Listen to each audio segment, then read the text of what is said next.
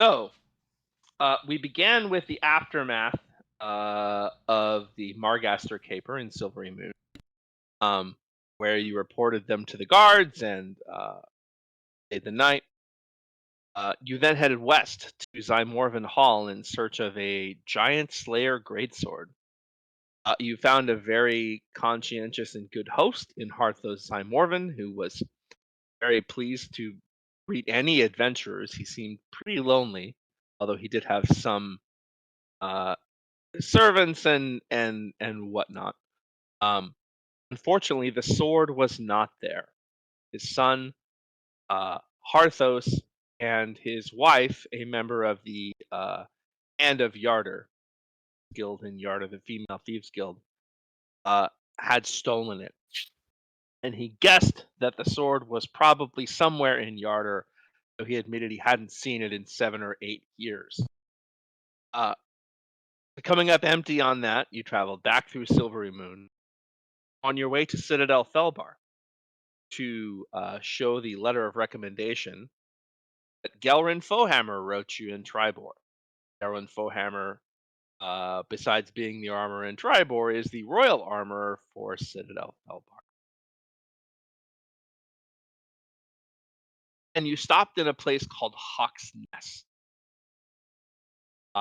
sort of a village slash keep.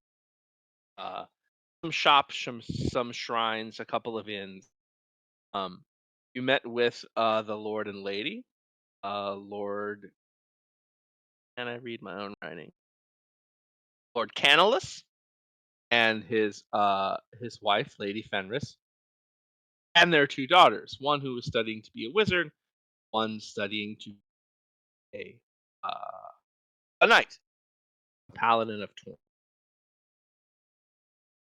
So just when everything seemed to be kind of hunky dory, of course, there's a problem. Uh, a group of hippogriff riders, as Hawksnest is famous for both breeding and riding hippogriffs, uh, came in with a group that they had rescued from uh, attack.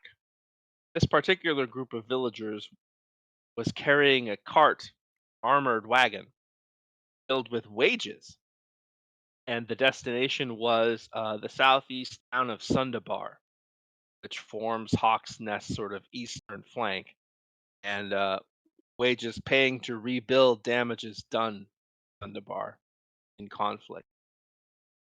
Uh, it turned out it was a pair of fire giants and a pair of hellhounds that had done the robbing. And Lord Cavalos called upon you, the Echoes, go and check it out. You got to take hippogriff rides out there, although on the back of seasoned riders, not riding on your own. Uh, you found Elijah found the very clear tracks heading north into the mountains, which you followed for several hours. And as night fell, down on a hilltop, the fire giants. If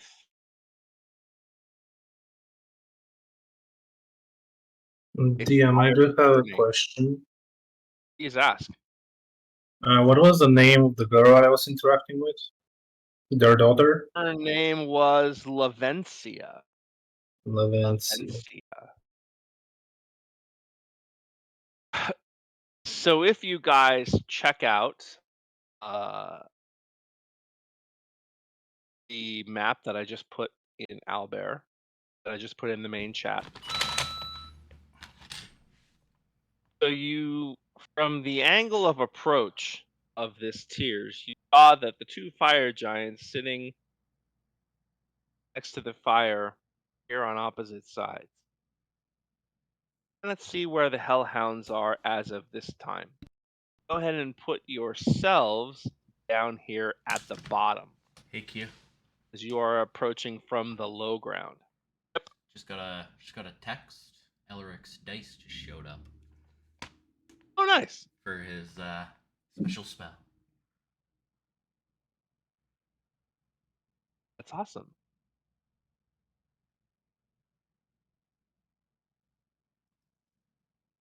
So you guys do not have the high ground. Do have the element of surprise as they do not know that you are. Do we need to make stealth checks? Not yet. You're not close enough even for them to really be watching out.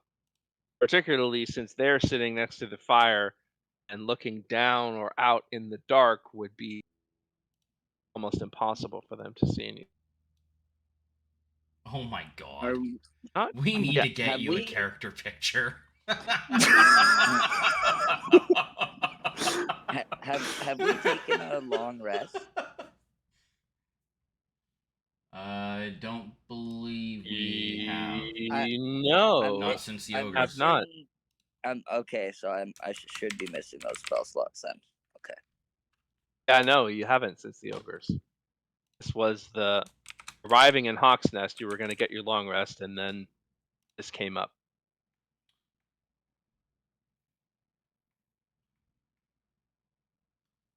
So we begin. How would you like to plan your hack or parlay or whatever it is you wish to do? I'm sorry, How we far- didn't see. How far away are these giants? So the measuring tool is actually accurate. The squares don't work, but if you use the measuring tool, you can see that they They're are like 50 about feet. 50 and 50 feet more or less above you. Did we not see the Hellhound still? I'm sorry if I missed that. You can't see them because you cannot see them from the angle you currently are. Okay. If you were to get higher and Lovely. closer, they may be visually No. may be able to see. Um. Are we Same using here. our words? um. Or am I introducing them to you? Well, we haven't really used the words with any of them so far. Well, we tried when we killed the ones attacking Tribor. That's what it's called. They weren't very keen on conversation.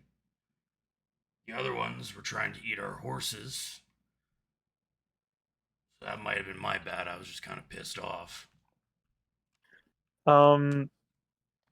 What was stolen in this caravan, Q? Wages. The wages Wages. that were being headed, two big strong boxes filled with gold that were headed toward the next town. And there were victims, as I recall, right? Yes, there were victims who were injured. I don't believe there were any human casualties. The horses were killed. The Knights of Hawk's Nest were able to fight off the giants well enough to stage a rescue and fly them back to Hawk's Nest. Griffs. So Boys these, say we kill the boogers. Considering their I think I crimes, agree. perhaps that would be the best idea. so All they seem to understand is destruction. I say we give it to them. well, you don't Good have to thing. tell me twice. I'm gonna start walking up. I'm gonna step out of his way. And Can I get close enough to try to blind both of these things as Sangar approaches? Basically, as soon as they notice Sangar, I would like to try to blind both of them. or Sangar, one are of you them. making any effort whatsoever to so not be seen, or are you just stomping up the hill? That's the funny thing. I'm actually gonna start up the hill, and as soon as I catch the eyes of one of them, Sangar is going to shout, "Oi! You got my fucking sword! Give it back!" So, let's say you can get to Yeah, about Oh, I can't. there. Yeah, I was just trying to measure it out. So that's 15 there. Probably 20 actually, the way the stairs are. And Could I follow after Sengar? 15, so 20. Yeah, that's actually exactly it because I have 40 feet. That puts me 20 and 20. So about here, Fire Giant number 1 sees you raging. and goes, and he stands. From this angle, you can see the 2 hellhounds here and here. Oh, puppies! DM, would I be able to follow Sengar? So the minute Sengar yells out and gets their attention, we are in initiative. I think he meant that he would have been walking up with him. Oh, sure. Yes. Absolutely. One thing you guys haven't seen Sengar do yet, he's actually going to do it while he's walking up. Saying that, Sengar is going to open a flask and dump it on top of himself, and he's now on fire. Hey, all right. Okay. Very good. Easiest way to keep All right, rage. let's go ahead and roll initiative, gentlemen. I'm guessing we were all just gonna fucking follow up quietly. Let's go about right here. There's no reason. yeah, Harley, do you want me to move your token? Yeah, please. Boom. You're probably Ooh. right there. That hurts a lot. All right, Sengar, what? Give it to me. 21. I rolled a nat 20. Would have rather used it on them.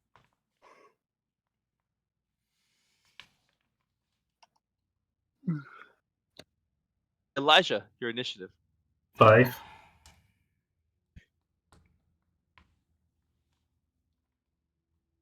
Jordan. 10. Which is like 20 for me. Puent. 9. Actually, I wouldn't light myself on fire. I thought I had less rages. And Ludwig. 17. 17. Sengar, you get to go first. It appears that both Fire Giants and both Hellhounds see you now. How tall is that ridge in front of me?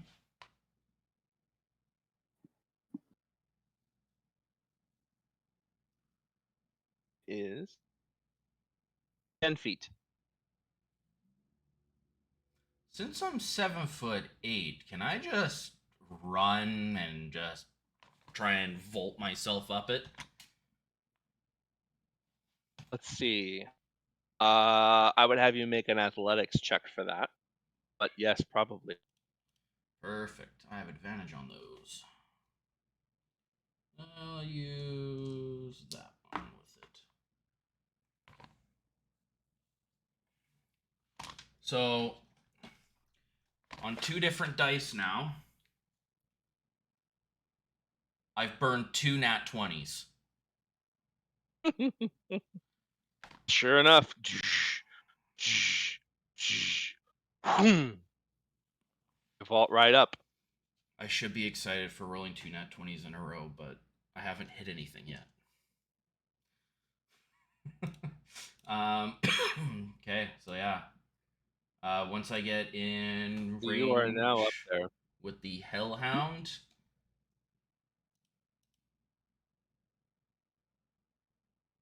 how demonic do these Hellhounds actually look? Like, could they look a little cute or? No. They are very little fur, long claws, long tails, bright red eyes, kind of devil type ears. And when they open their mouths, besides being filled with teeth, you can see fire brimming on the inside. Not cute. Very good.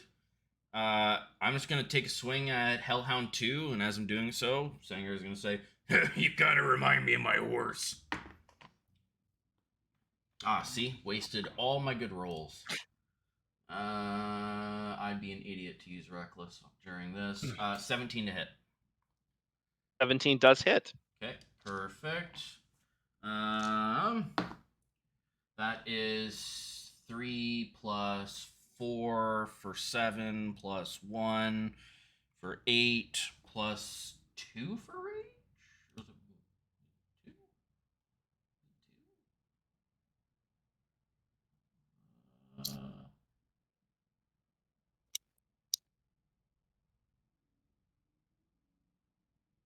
Yes, plus 2.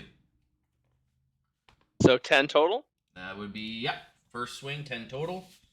And Very good. I'm gonna Hack into its shoulder. It rearing up and swinging again. This time it was a 9. So what was it? 17, 16 to hit. still Okay. hits. Oh, okay. Rolled good on the damage though. So that's 11 plus 4, 15 plus 1, 16, 18 points of damage. 18 points. Things looking hurt already. And 2 big cleaves. I will stand ready for whatever bullshit may come my way. Okay, very good. Ludwig, your turn. It sure is, isn't it?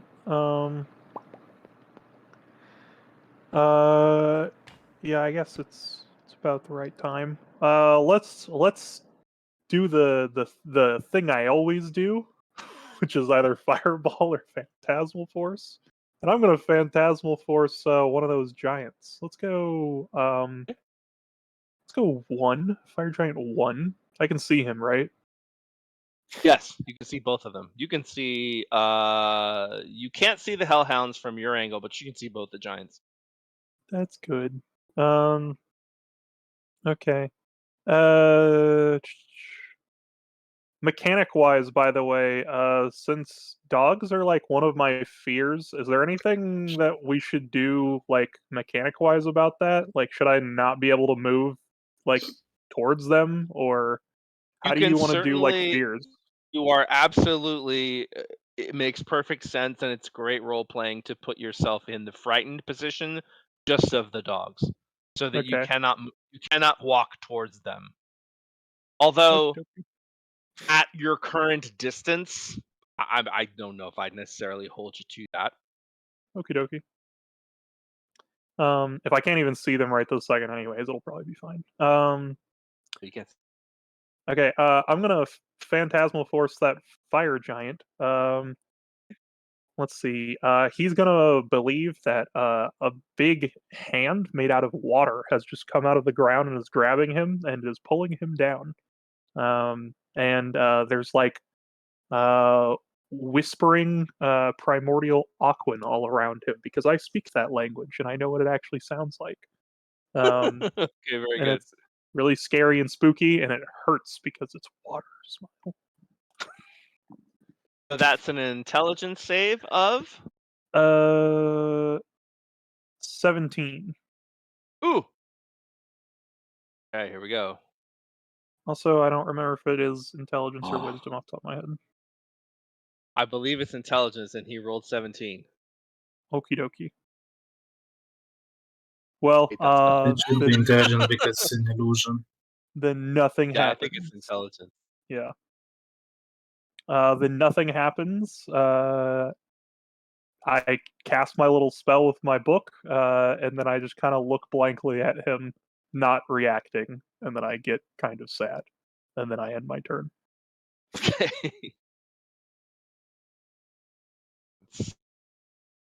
You okay.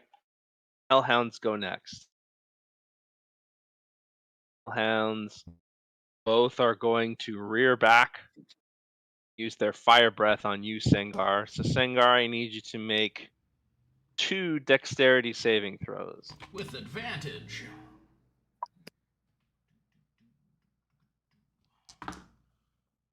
Oh, well, one of those was good. Dex save? Dex save. My dex save is actually trash. I didn't realize that. 17 for the first one. Okay. That's a success.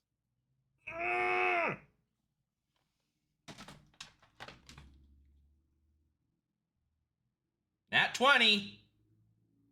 A 20. 2 successes. 21. All right then. You I'm take never gonna roll a nat 20 on a hit. 4.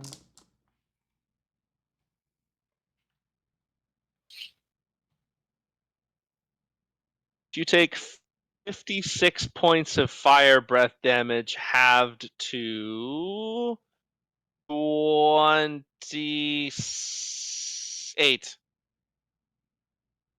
And then halved again, right? Because he's raging. And then halved again because of rage. Yes, So 14. correct. 56. So how much? Sorry, halved and then halved. You actually only take 14 because it's halved then halved. That's still pretty. Huh. Huh. Okay. It was 2 of them. That's true. That's true. That's damn. Fiery little Right. bastards.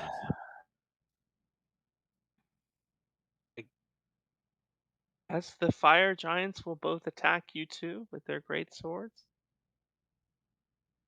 They will step forward to do so.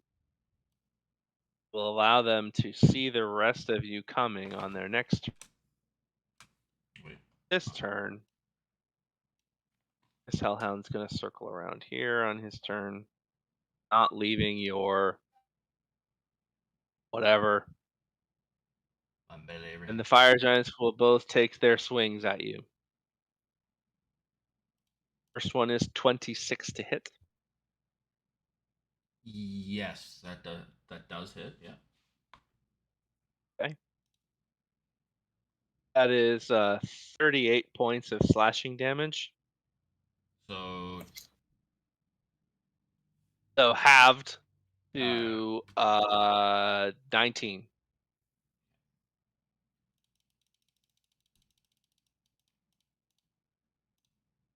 That giant's gonna swing again because he gets 2 attacks.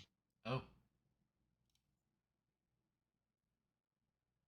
30, 20. that hits.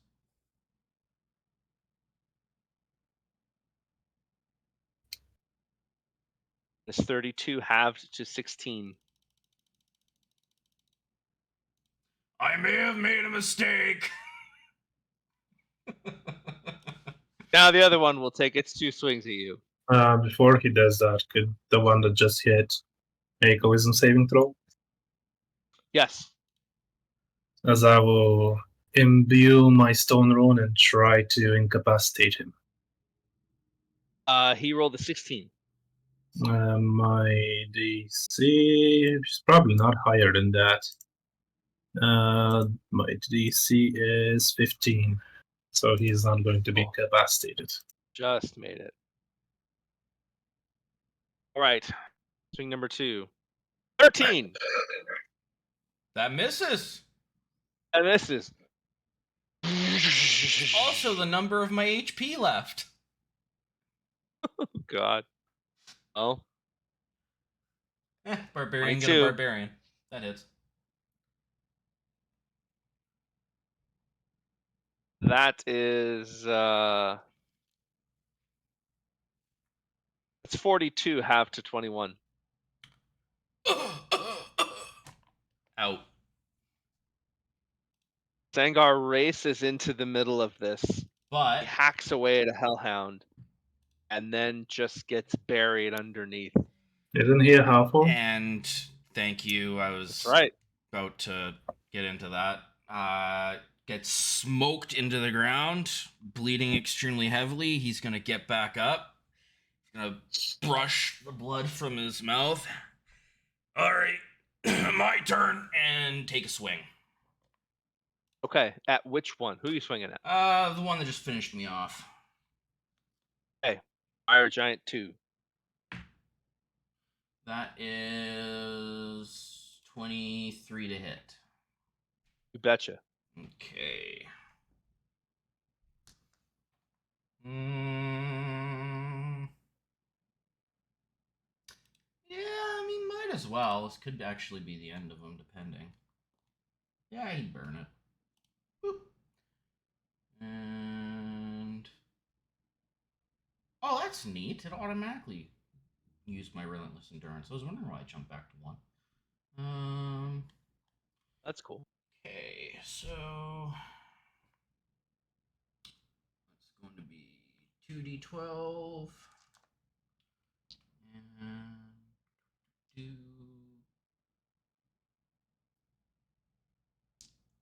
Okay, perfect. Pretty good actually as well. 12 plus 9, that's 21. 21, thank you. 21. 21 plus 1, so 22 plus 4, 26 plus 2, 28 points of fuck you 28. damage back at him. Believe you find a spot in the plate mail just between the waist and the thigh. Catch him right in the hip bone, sinks in pretty deep. That is my relentless endurance and my orcish fury and my extra damage burned.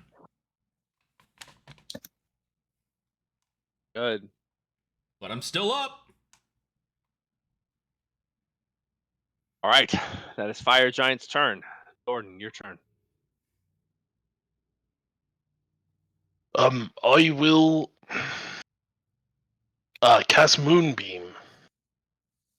But seeing what I've seen that Sengar either did fall or almost fell. You would have seen that Sengar fell and got back up. It's like from your angle, you would have seen his head go down and out of view as everything descended upon him, and then you would have seen him jump back up and take a big swing. Okay, then I will cast Moonbeam right here, hoping to get both of those things. Presuming I can see them. Yeah, you can get both of those. Okay. Moonbeam is a 20-foot diameter, right? Yes. Yeah, for sure you get both of those.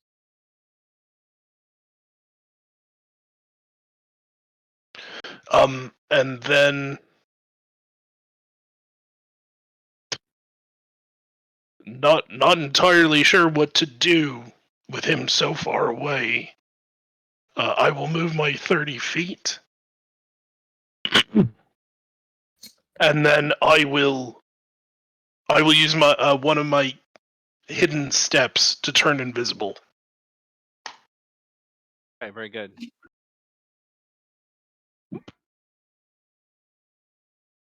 That's my turn. Went.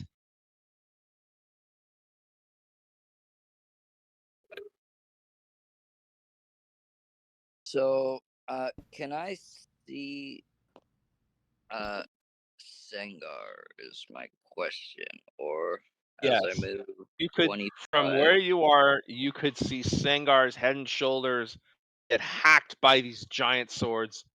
and See the head and shoulders drop and then jump back up. Okay, and he looks injured to me, yeah?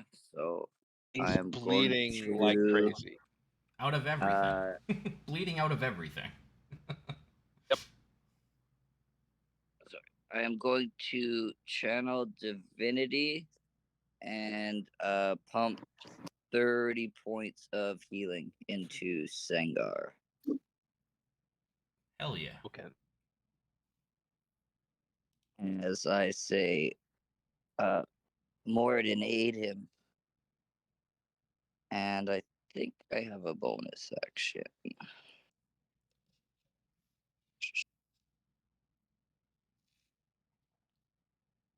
I am going to cast spiritual weapon. Okay. And I can put it within 60 feet. So I'm going to put the spiritual weapon on the weakest looking giant. Okay, that's number 2 is the one who took a hit. Right. And that is 15 to hit. 15 does not hit.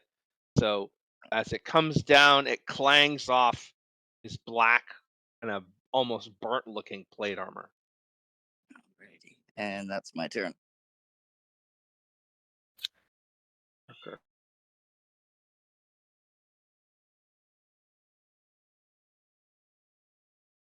Heal a spiritual weapon.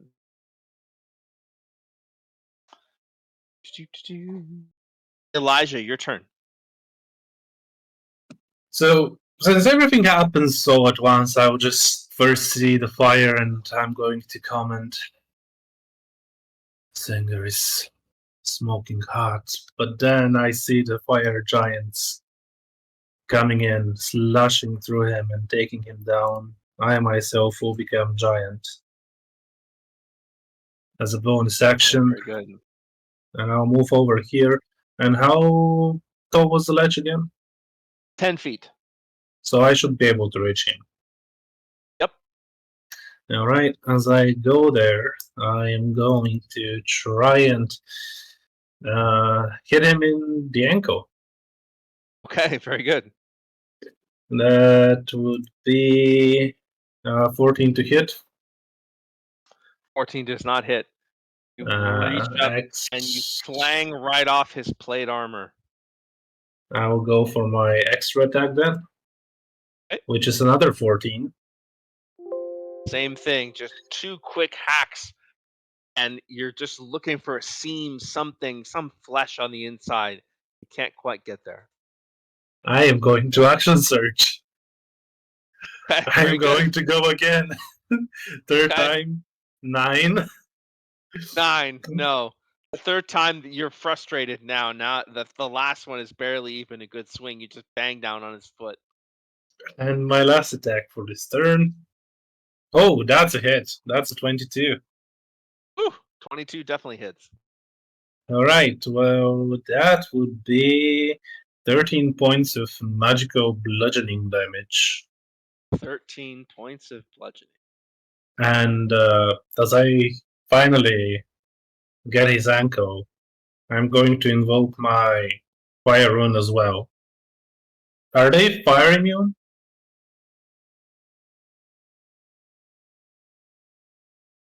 They are indeed. Okay, so I'll just try to restrain him then. Okay, when I hit a creature, I invoke it, the target takes fire damage. It doesn't actually take it. Strength saving throw.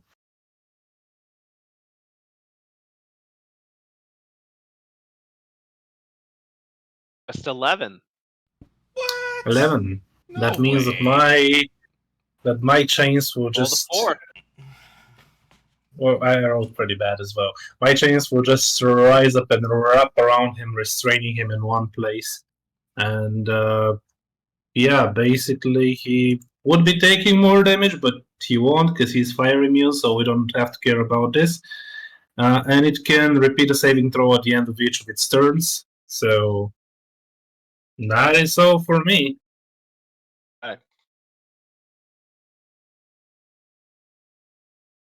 All right, Sengar, back to the top. Your turn. Let's see.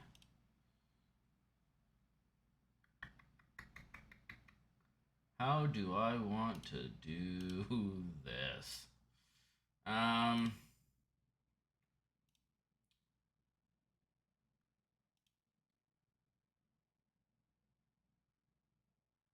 That would be.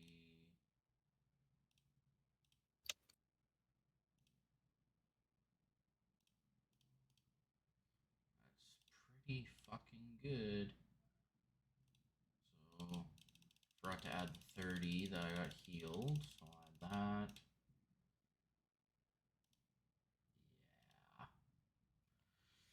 Yeah. I got more rages. I'm gonna use my. Wow, never mind. I'm gonna get hit. I'm gonna use my action to down my potion of greater healing. So that's 20 HP back. So I get the full. Okay. Yep. And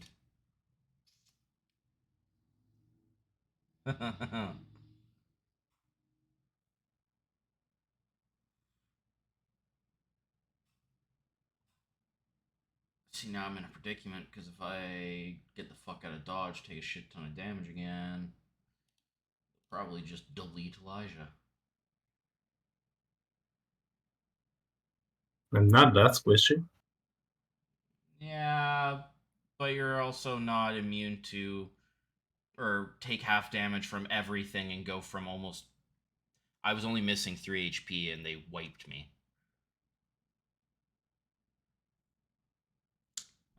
They got pretty good rolls.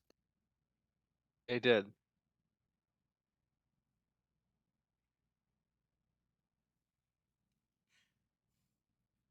Fuck, I'm gonna stay put. Oh, that's my turn. Alright. I'm going to holler out, I can take the hits, just make sure you hit them just as fucking hard. That's my turn. Okay. Ludwig. Okie dokie. I think I've read the lore once, but I don't remember. Are hellhounds like creatures that are normally here, or are they like summoned here? So we talked about this last session. That's right. So the way that I'm playing it is that the original hellhounds that came here were summoned, but Yeah, they can be bred gotcha. Okay. because they're really common and often found with creatures that have no ability to summon them. Mhm. So I think that makes sense. Gotcha. Okay. I was trying to figure out if I was going to be able to like dispel magic and then they like go away or something. I don't know. Let's see. I'll fucking do it again. I'm just gonna. Okay. I'm gonna. Uh, fucking wipe my eyes a little bit as if I'm blaming that. I just couldn't see him real well when I was channeling, and I'm gonna try and use Phantasmal Force again. Okay. That's On the same another one? 17. On Yep. which one? Because number 2 is incapacitated or restrained. Then Juan, which was the one I was casting on before. Yeah. That's a 12. Hell yeah.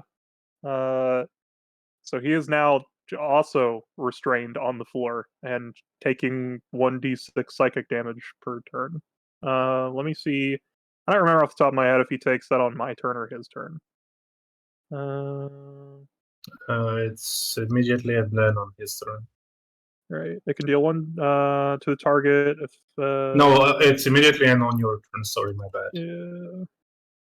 Yeah. Each round on your turn, yeah. So he takes 1d6 psychic damage, which means I get to use my dice. Yeah. All right. He takes 3 psychic damage. Alright.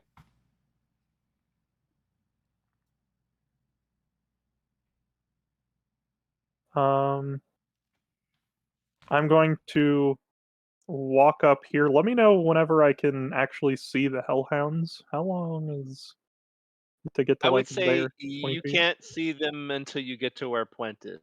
Get to where Okay. Puente is. Once you get up to that second ridge.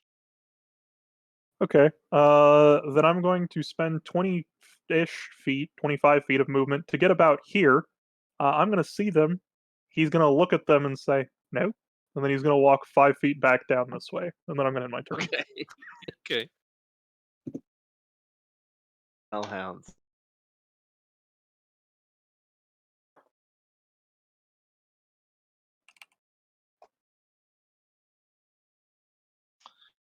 Breath weapons do not recharge. Thank fuck. So they will attack. They do have advantage with pack tactics. Number Oh, 2 fuck. needs to make a Constitution saving throw. Number 2 needs Isn't to it make a Dex? Constitution saving throw, and that's an 8. No, That number definitely 2 does not is make it. hurt. Yeah, number 2 is hurt and in the moonbeam. Okay, it takes 18 radiant damage. Oh, it's Ooh, constant. that is key. It had 17 hit points. So literally, it starts towards you, Sengar, and it just falls down dead. Seeing it drop, Sangar is gonna lick the back of his mouth, where that tooth is missing that he ripped out a long time ago when he he dueled that bugbear when he first met the group. So that one goes Flurry. down. This one now is going to go for a 1-bite attack without advantage. There are no pack tactics. Actually, wait a minute. I think it might still get it from just If any a ally. creature, Extra fire yep, giant, it sure yeah. does. Sure does. That's 17. Yeah, it is. That is 11 points of piercing damage plus So 5 piercing. 7 points of fire damage. 3 fire damage? 3. Ah, 3. that's so much better than taking 20 something away. Okay, so that's their turn. Fire giant number 1 is caught in a world of imagination. You don't know what the hell's going on. From another nation. Fire giant 2 is going to make his con save. That is 19. That makes it so it'll take half damage. So, oh, sorry, that was a 9. It'll take 5 radiant damage.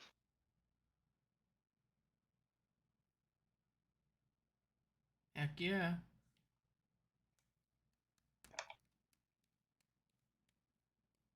This one is going to hack down on you, Elijah, since you've got him. Not disadvantage.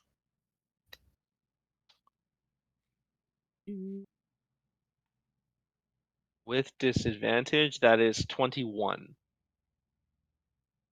Great, that hits. Yeah, the fire giant. You haven't fought the fire giants yet. That is They hit. 35 points of slashing damage. Alright. Next, a bit lower. How hurt does Elijah look? 16 to hit. 16 misses. 16 misses. For the second time it comes down, you're able to swerve out of the way, and it hits down against the thing. Elijah would be See. slightly bloodied, I guess. Okay. So he's going to make, at the end of his turn, he gets to Yes. make a strength to try to get out. hmm That is 17. He's out. He's out. He manages to pull his ankle free right at the end of his turn. Jordan, you're up.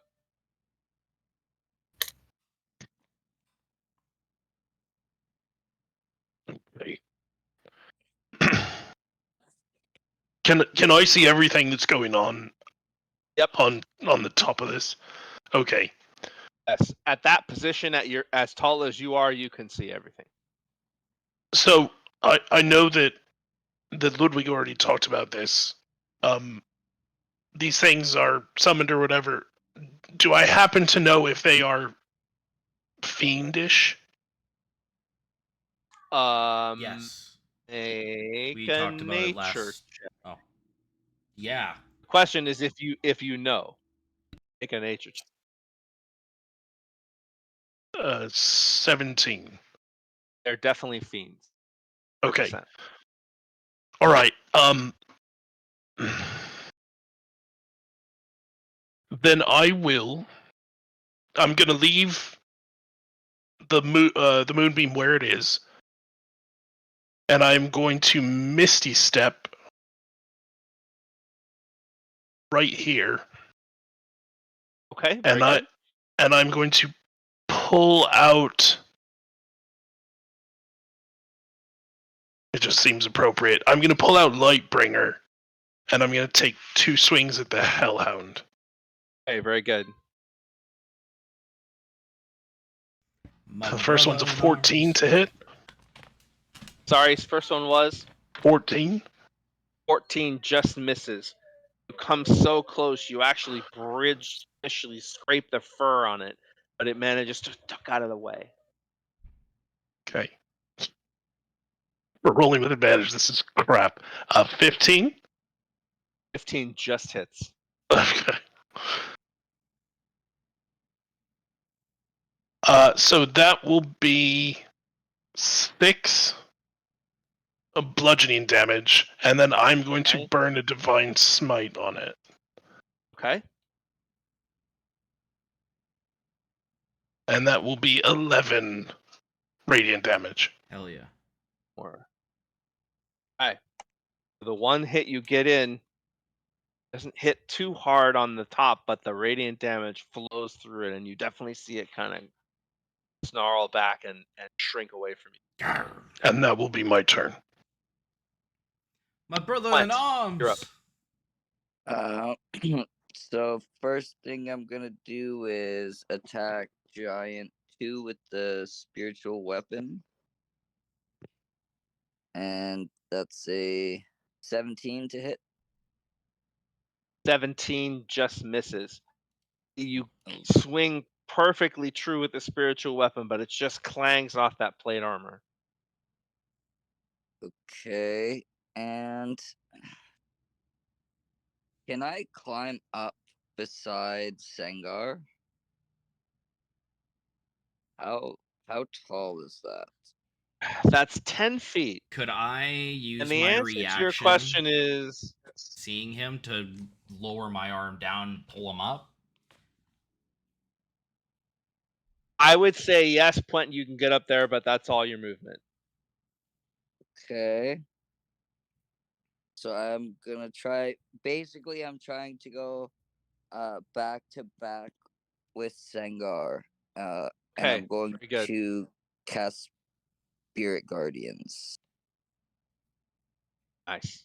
As Spirit Guardians spread out 15 feet, and you guys once again see a bunch of little dwarves, and that's my turn.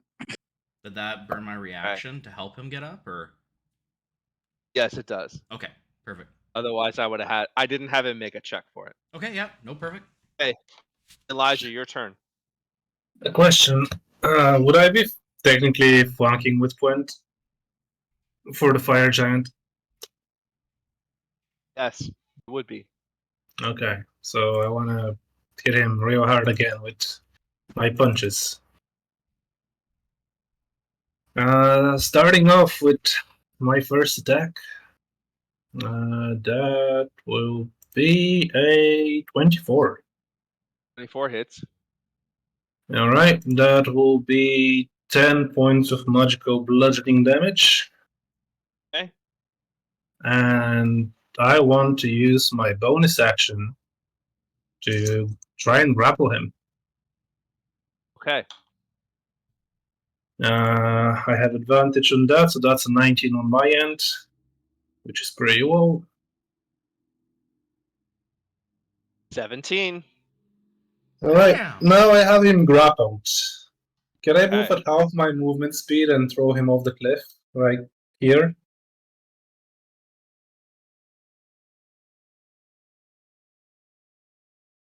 Interesting.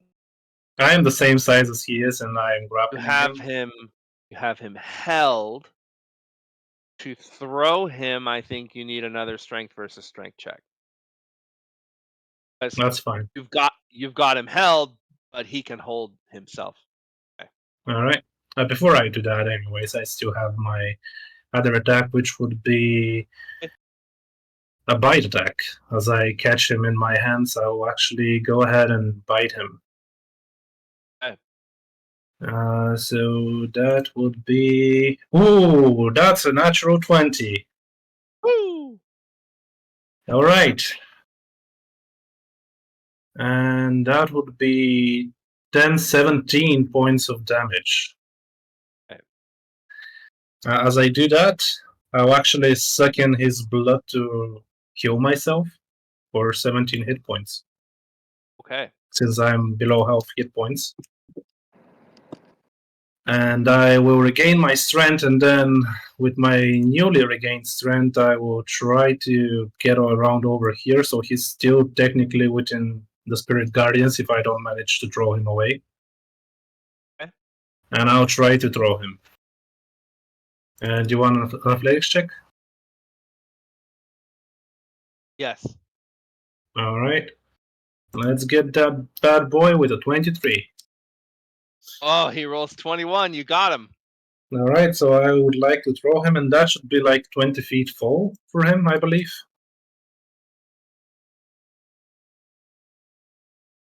He takes 2 of bludgeoning.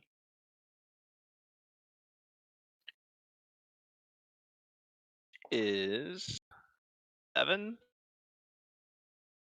7 bludgeoning. He is now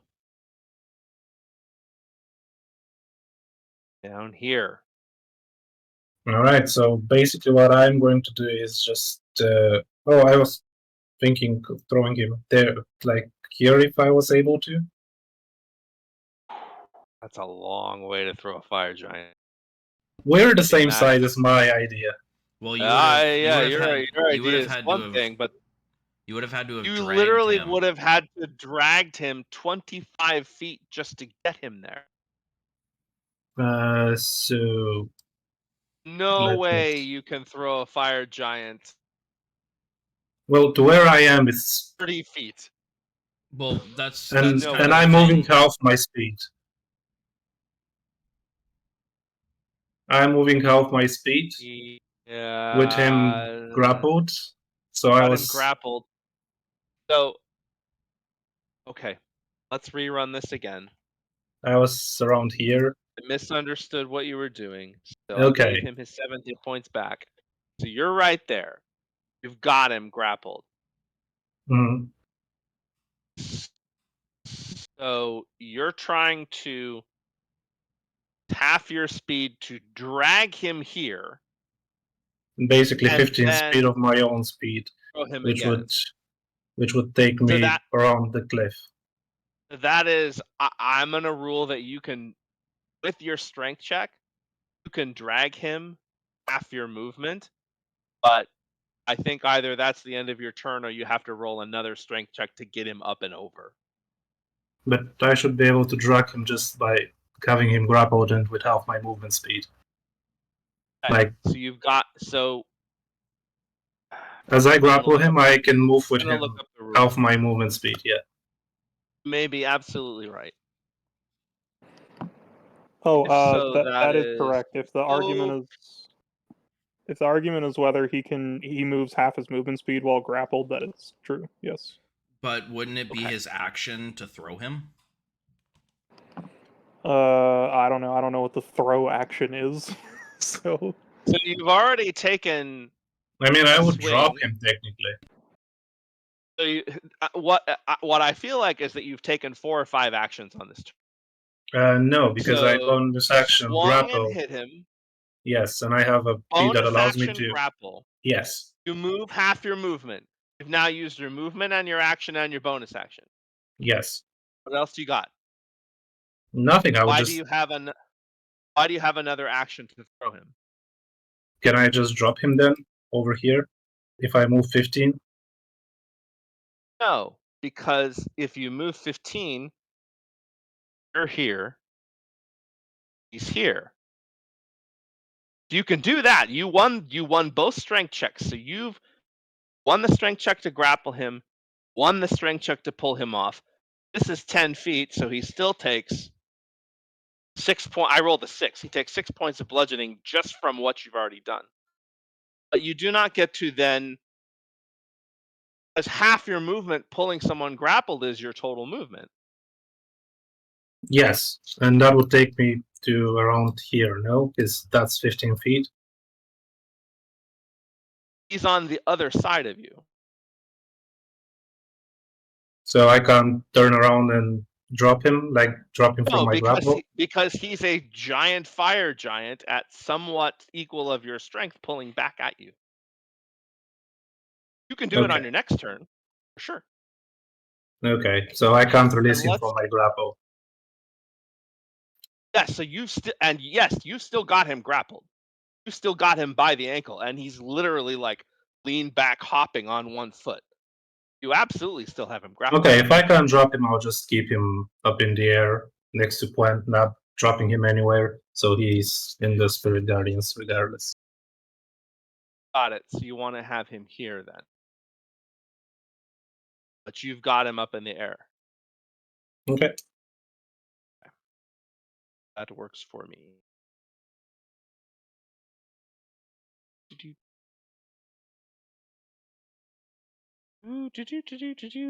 Zangar! I'm Alive and kicking. Doing great.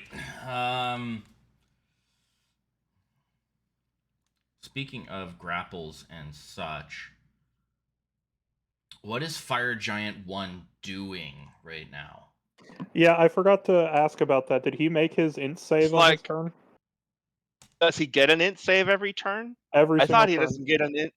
For some Investigation reason, I check. thought he doesn't get an int save unless something. You can make an happens. investigation check. No, it's so we've talked about this multiple times. It's like if the creature is not smart enough to be able to even rationalize that this could be an illusion somehow. Oh, Like but- if I but did, the if I giant is smart phantasmal enough. forced like Gotcha. a deer or something, there's no way it could figure that out. But if something has enough intelligence, they can figure it out. They just need to make a check for it. Okay, he did not make his check. Okay, cool. Thank you for that explanation. And yes, it is investigation. So if you happen to have proficiency with it. He does not. Okay. Does not have proficiency with investigation. Okay, Sangar, you're up. The Fire Giant 1 is still kind of looking like this giant hand is pressing down on him. Fire Giant 2 is grappled like practically up in the air. The Spirit Guardians are swirling around him. Fire Giant 1.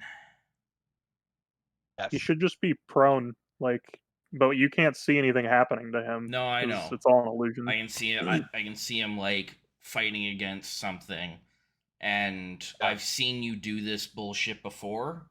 So I'm like in Sangar's head. He's like, Ludwig got him. Where is his great sword? Sorry, where's my great sword? Question. You gave it away? The great sword you are attempting to repossess is sitting right here by his right hand. So not in his hand. It is though. not. It is not in his hand, Oh, fuck this guy. as he dropped it when he was trying to. Yes. How tall is a fire giant? 10 feet? 13 feet? I want to say we settled at around 12 or 13. I don't know if this is gonna fuck your spell, Ludwig, and I'm sorry if it does. But I would like to run across the fire giant that's freaking out, grab the Okay. great sword, heft it over onto my shoulder, and try and run back to Puent. The Hellhound would get a Shouldn't cause reaction anything. on me. Okay. So it shouldn't matter unless it makes that int check. I don't think it matters. So The investigation is an action. you step on the fire giant.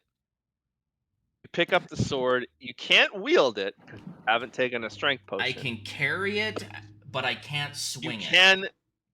Yes, but you are able to grab it and limp your way back over to Puent carrying this giant sword.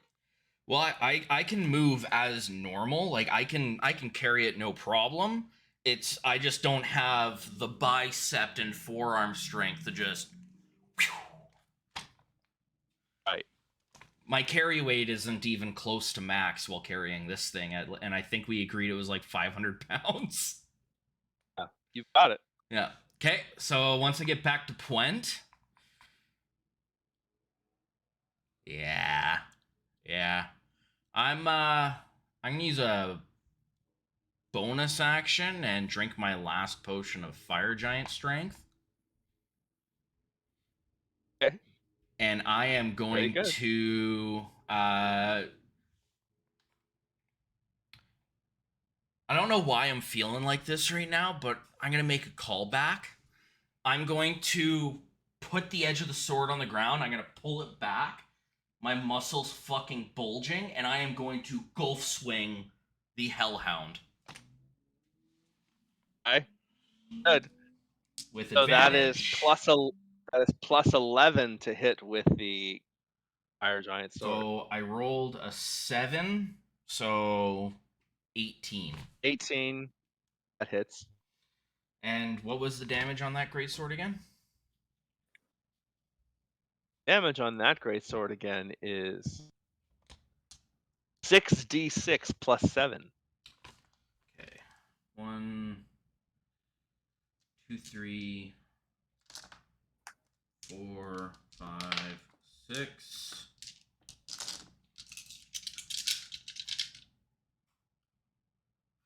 Actually, because of the weight of that greatsword, would that be my action to pick it up?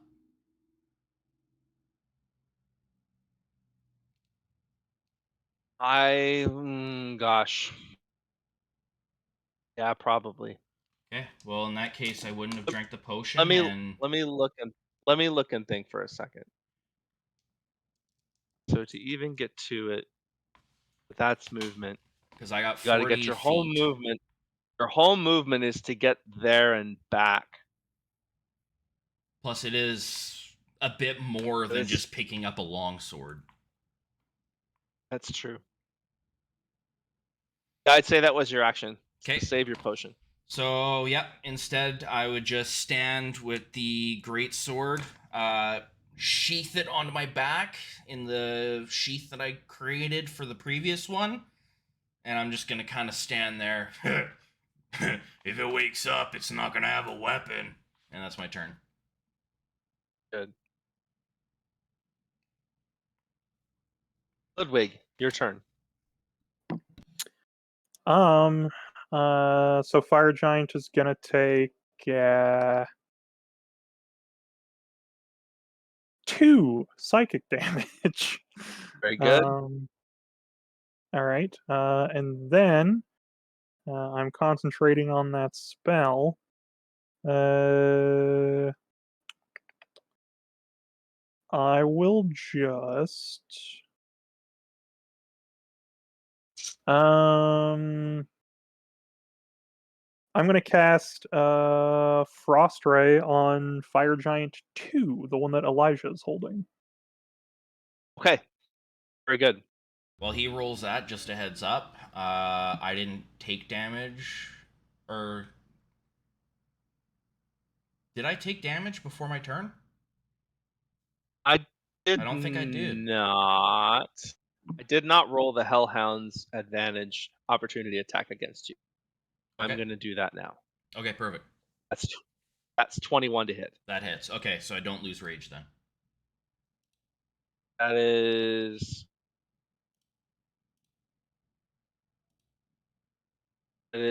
15 total. Give me 1 second, guys.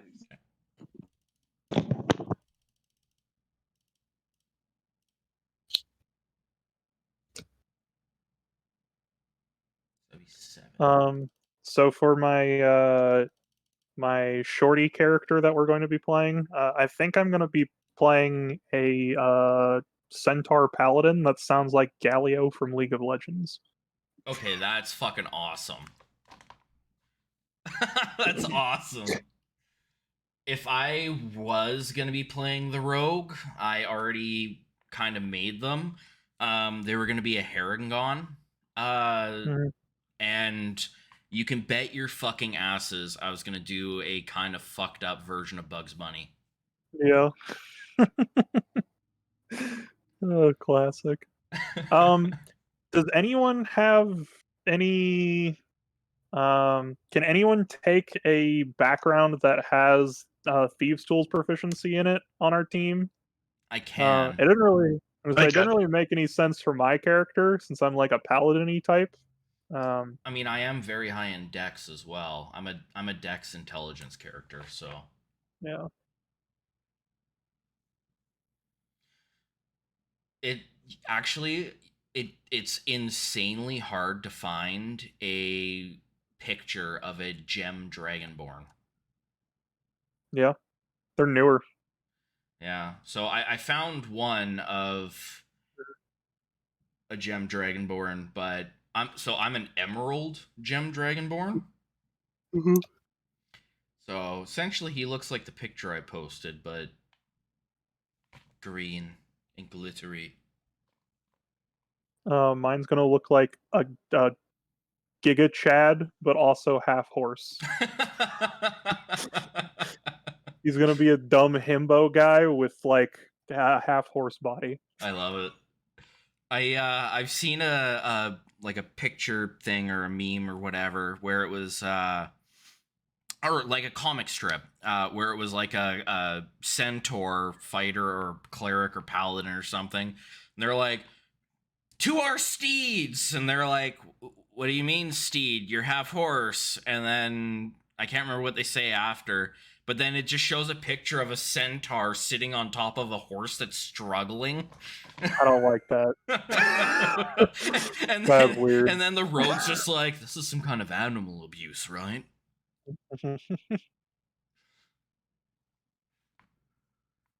Next time I see it, I'll send it to you. Nice. Yeah. So what I mean, we have Pickle.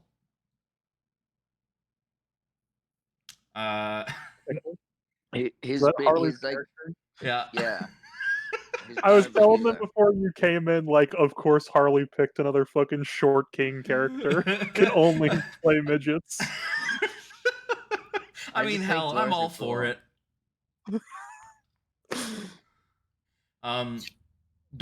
it. Luke, what were you thinking of playing? Oh, I already posted it.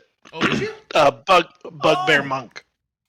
He is literally the inflatable flailing tube arm man guy. He has 15 15 foot reach. bugbear. Oh, And that's he's not great. using any weapons, so they literally are just like super long ass arms reaching out and punching things. Ooh, that's gonna be really gross. Me and Luke both have advantage on our initiatives. Well, I add my wisdom to it. Damn. So there's this really gross thing that Herringons rogues can do. Herringons get to add their proficiency to their initiative. yes. And There was a point at which I was putting together a Herringon Gloomstalker with the alert feat, oh, and I had like a plus 12 to my initiative. well, so once a rogue hits level 11, they have reliable talent. And which means anything that they add their proficiency in that's dex based, they can't roll below a 10. So essentially, there was like a bunch of DMs that said that they would allow it. There was like one or two that said, no, I wouldn't. I feel like that's a little fucky.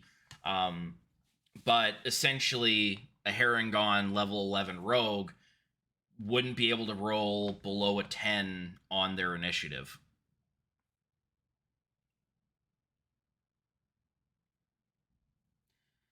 And then that's where it turns into semantics of the fine print and how you receive it. But yeah.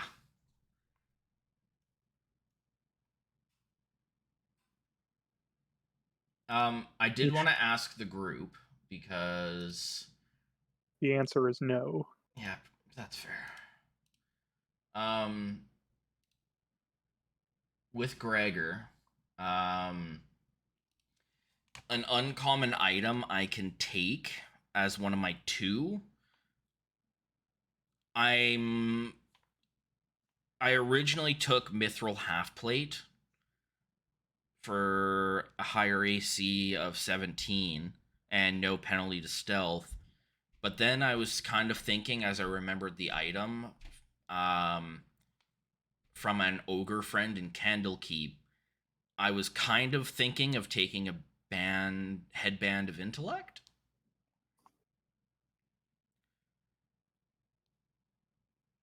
But I feel like that would be kind of pushing it a little bit because I don't even remember what that shit does. so It raises your intelligence to 19. which would be awesome for all of my Hemocraft spell casting and stuff. Which I mean, I only have one level 1 spell slot and cantrips, but it boosts my Hemocraft stuff, the DCs on them. I don't know. I think that sounds kind of thematically fun. You could flavor it as like the eldritchy secrets of this blood magic were unlocked to you because you suddenly gain so much knowledge all at once whenever you put the headband on. I like that actually. Isn't it like a rare item though? No, it's an uncommon. I don't know. I'm gonna be Because right all the back. other items that raise your stats to 19 are rare. It No. is a uncommon item. Gauntlets of Ogre Power are also uncommon. Yep. Oh, okay. Damon, I also sent you a few pictures over on Discord. Oh. Ooh. Where the fuck do you find these? I make them. Oh. AI is good. The first one is perfect if his scales were green. Well, they're kind of. Oh yeah, I see it kind of like where his ear spike is. That's a phrase.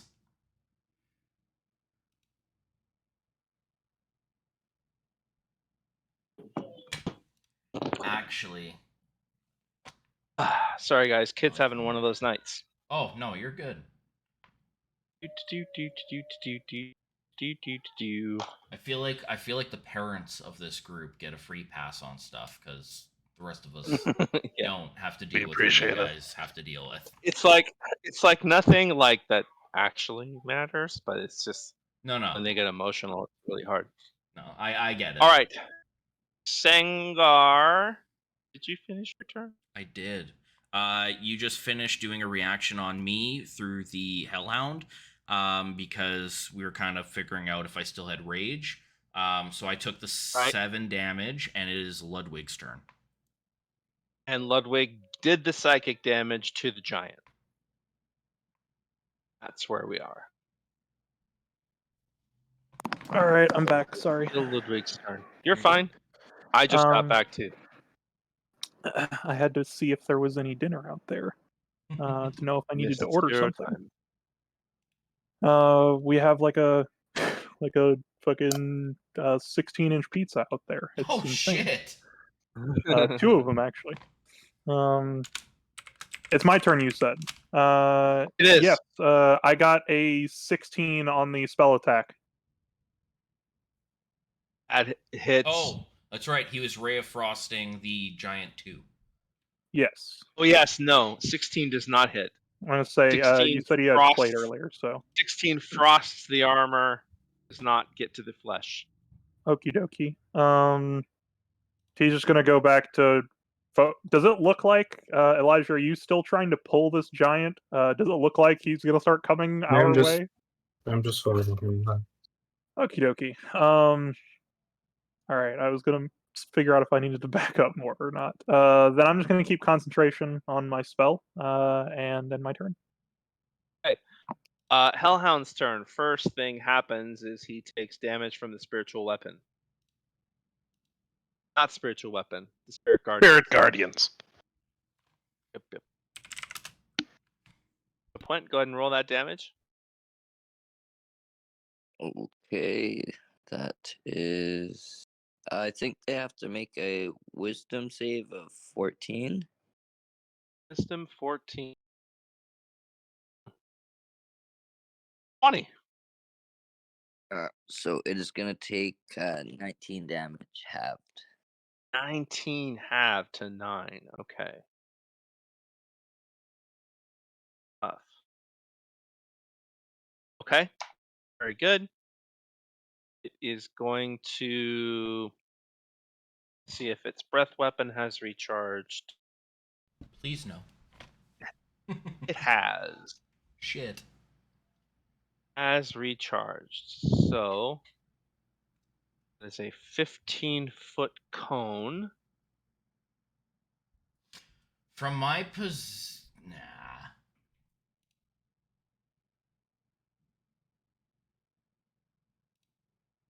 Gonna hit his friend. Let me measure that to see if it gets to you, Elijah. I think that's I too have far. cover from the hill. You would have cover from the hill, yeah, actually. Although I guess your hand doesn't. Your hand is up there, but even still, that's 3/4 cover. I don't think it matters. I think I got too long. Well, how tall are you? 10 Oh. feet, just about as tall as the cliff.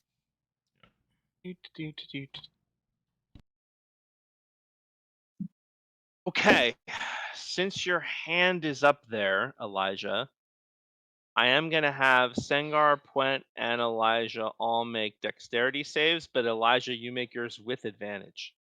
And so do. Oh my god! And I will rule that if you make it, Elijah, you take no damage because literally all you have to do is move your hand 16 and then you're good. with the advantage, 16, without okay. advantage 10. Okay, no damage. All right. Sengar, that was a 20, wasn't it? I rolled a 20 and a 16. Good. What? I rolled a 9. Roll a 9. Okay. So That's 4 nat 20s this game. Only one for me. Puent, you take 32 points of fire damage.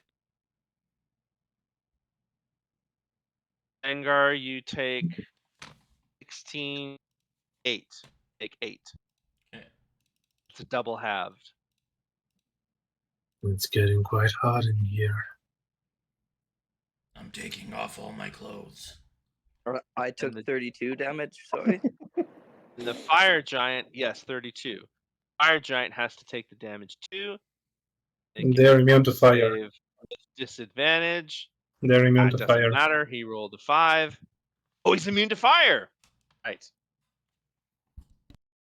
He does not care. Yeah, I thought that was the reason they had tailhounds, because their breath would be. It makes perfect sense. Yeah. So I don't want to be that guy, but Puent needs Please. to make a Constitution saving throw. No. Absolutely be that guy. Yeah, I was just looking Yeah, that up be the guy. actually. I think it's Be the 10 guy. or the damage. Like is No, so you took 32, so that's 16 on your con save.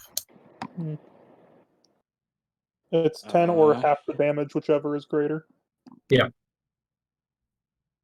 Above Okay. 22 damage, you take the damage. So I got 17. Yeah. So you You're hold good. it. Nice Oh, job. cool. Nice roll. Nice. Nice roll. Clutch, dwarf. Good job, half pint. Those little dwarves Right. are resilient. The Hellhound's turn. Fire Giant. Fire Giant number 1. His action to try to break out of his nutshell. And he does not.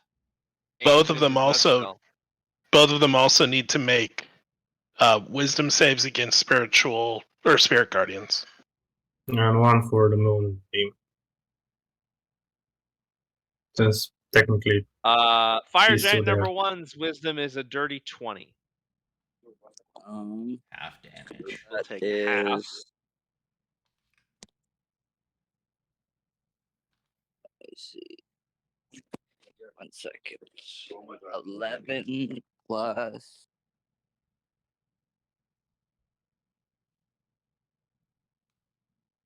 15 halved. Damn it. Hey. Fire Giant 2. It saves on these 17. And then it also needs to make a con save for the moonbeam. I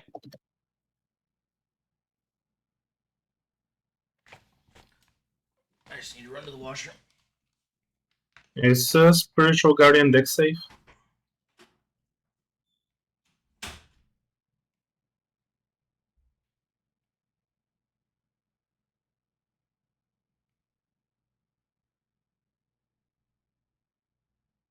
Let me look it up. It doesn't matter. Grapple the shit in this edition doesn't do anything. So it doesn't matter if it's grappled or not. No, it's a wisdom save. Okay. It's kind of weird, actually. Well, Makes both abilities are more weird sense. Yeah, because they very both weird. should be decks. Yeah. So take 7, and then Constitution saving throw is a natural 1. So that's 15 will radiant take- damage. Full moonbeam damage.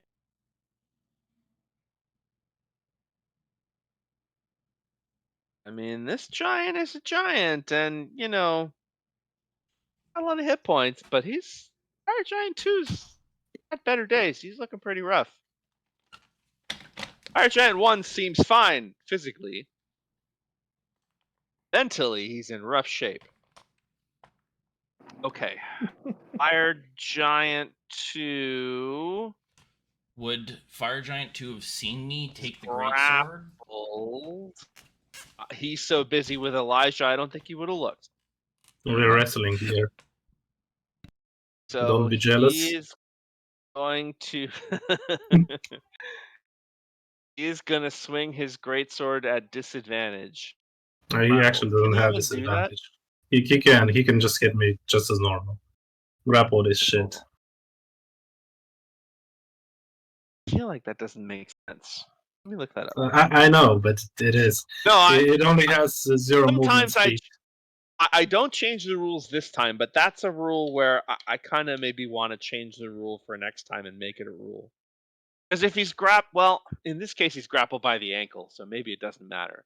But if you had him grappled by both hands, it makes more sense for him to have disadvantage. So the grapple condition reads its speed becomes 0 and it can't benefit from any bonus movement speed. The condition ends if I'm incapacitated, and the condition also ends if he's somehow removed by the grapple, like Thunderwave. That's it. His speed is 0. That's all. I think it makes sense. I mean, theoretically, he could be kicking the shit out of you, or headbutting you, or elbowing you, or whatever if you're grappled. And swinging a greatsword at me. Theoretically, he can do that for some reason. I don't think that makes sense. Does a 30 hit? It does. Thought it might. Man, I sure wish I had some sort of greatsword that just really hurt giants. That is 41 points of slashing. Okay. I'm still up. Barely. Can't do a thing besides that. His action to break the grapple. So that's the end of his turn. Jordan, you're up.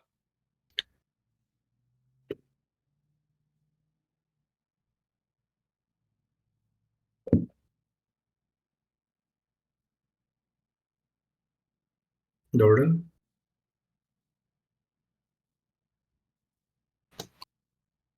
Have something going. Might be doing dad things. Well, good thing I suck, because if I didn't suck, I'd be dead. I apologize. You're fine. No, you're good. I would like to move the moonbeam right here, which feels like a waste of an action, but there we are. Okay.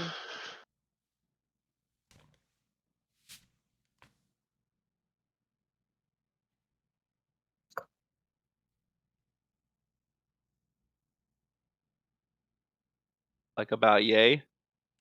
But not hitting Sangar. Not hitting Sangar. Of course, not hitting Move it. myself or Puent. But yeah, that works. There we go. What's up, baby? Yeah. Yeah, you can have that. All right. Okay. And that will be Moonbeam my is moved. entire turn. Okay. Bring me pour it in a cup. Okay. Pour the milk in, and bring me the spoon, and I'll stir it for you. Okay. All right. Puent, you're up.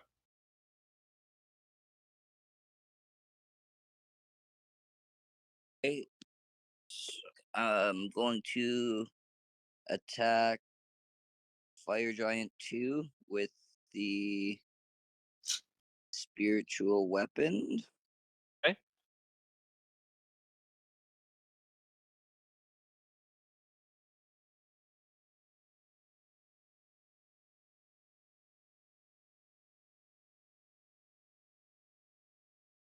And that is a natural 20. Woo! That hits. First hit with that thing, and it's a doozy. For a total of 5 damage. I spoke too soon. Bummer. How? And Do you not have your wisdom on top of that? yeah, so I rolled two ones plus 3. Jeez. Yay. Yay. I'm going to cast Guiding Bolt on the Hellhound at first Okay. level.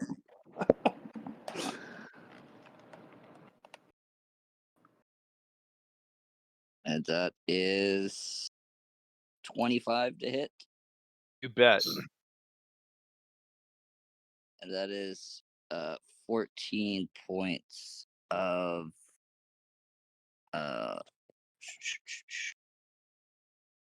magic damage, radiant damage. Hey. And the Hellhound next is attack looking has very advantage. rough. Very, very, very rough. And that's my turn. All right, Elijah, your turn.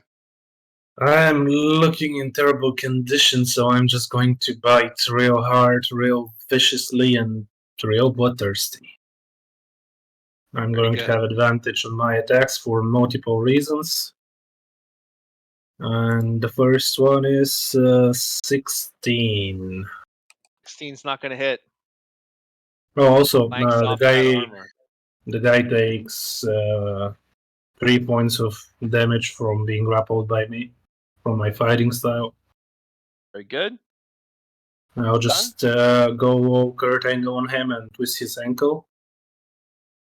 And try to bite his ass again with a 20, not natural though. That hits. Why his ass, though? It was an impression. It's a figure of speech. Yeah. I don't know. A rump roast? That is going to be a total of 9 magical Okay. piercing ass damage. And I am going to heal for 9 myself. Okay, very good. So went for the rump roast. Got it. That would be putting me at that many hit points. And do I want to do anything else with him? No. I'm not going to drop my grapple. I'll keep him grappled. That will be it. Okay, very Yeah, good. I wouldn't play with my food. Mr. Sengar. But Mr. I Sengar.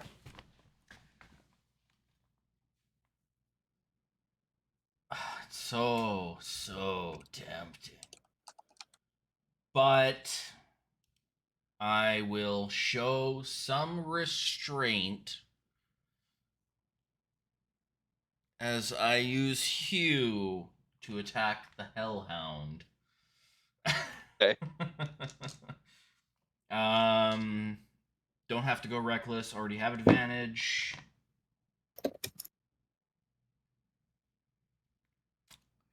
Really pissed about these nat 20s. I rolled a 1 and a 5. Does a 12 hit? It does not. A 12 whiffs. Then I guess I'm swinging again. A 1 and 18. 18 plus 7? Sorry, you guys should look in the main chat. Yeah. Uh-oh. Wrestlers always make me laugh.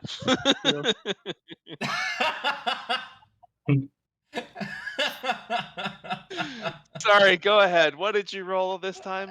I rolled another nat 1 and an 18. Yeah, 18 will hit. So I think that's 4 nat 20s and 4 nat 1s. You are a You're 3 basically damage. flipping a coin. Apparently, yeah. And I don't have any don't need the bullshit. 12, 13, 17, 9. Holy shit, I did math. 19 points of damage. You Elijah cleave- looking at you, biting the giant's ass and you asking why. you cleave this hellhound's head right off. Come up right up underneath it with that swing. Catch it right in the throat. Its head just kind of goes down its back as it falls down dead. 4. And I'm just going to kind of give like a little butt bounce into the small of Puent. Well, actually, into Puent's shoulders. And I'm gonna say, glad to fucking have you in my back, half pint. And that's my turn. Puent's just gonna say me beard. All right, Ludwig, your turn. I don't know. I don't know. The if y'all hellhounds are happen to- dead. Nice. I don't know if y'all happen to catch this. For like half a second, there were 2 Elijahs on screen, and there was just like normal Elijah here, and then like evil Elijah behind him. And the only thing I could think of was like this right here in general chat.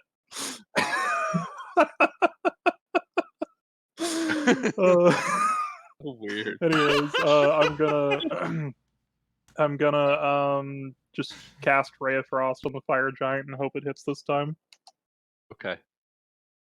Oh, I spelled your name wrong. It has an H at the end, yes. But it's fine, it's still funny.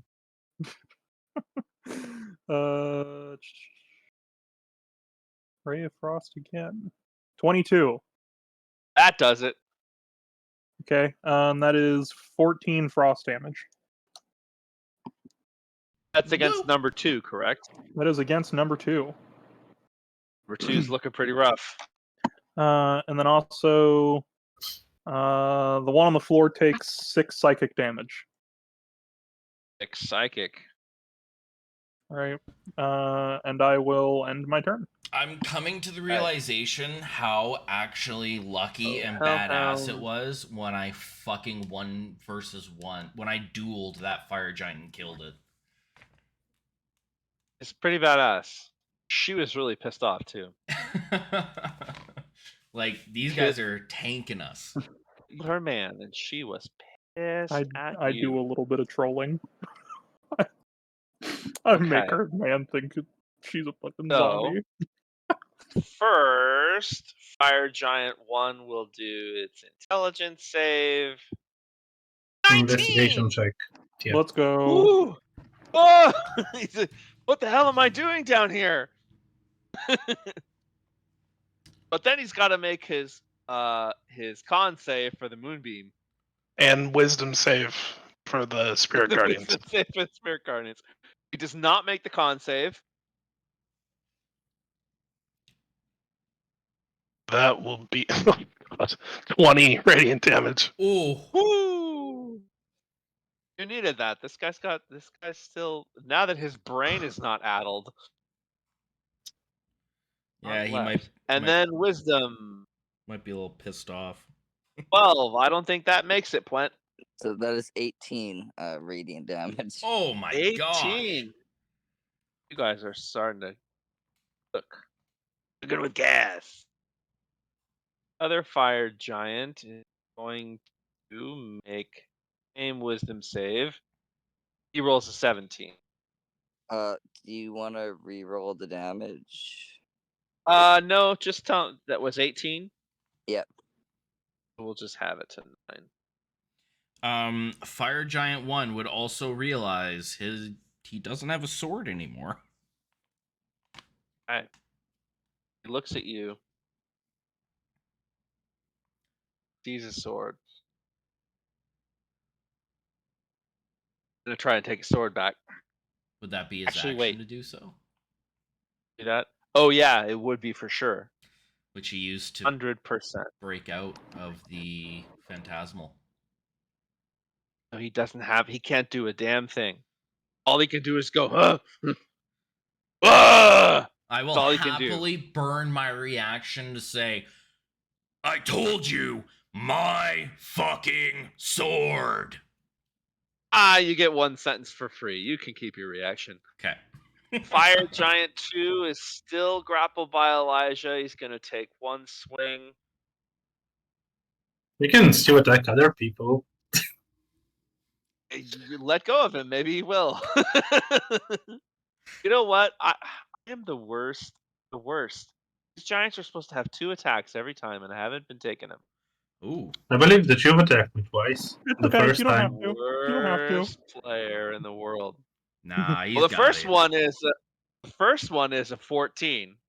I bet that misses. Elijah, 14 hit. No. Nope. Roll the 3. X 25. Yeah. That is gonna hit for not as bad. 27 points of slashing damage. Well, I guess he drops on me. Or I drop. He Oh. doesn't drop on me because he's still up on the hill. Swings down, duck away, and he swings back, catches Elijah right across the chest. That's a deep wound, and Elijah goes down. Do you shrink? Technically, yes.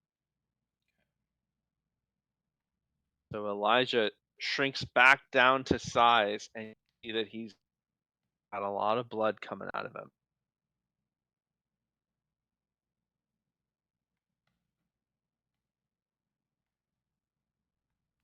It's the fire giant's turn. Gordon, you're up. From where you are, trying to think what you can see.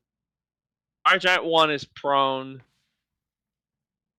can probably see past Sangar. I would say that you can see Elijah's hand sort of fade down. Okay.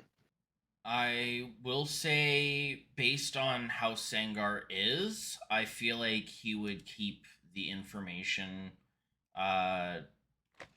like open for you guys.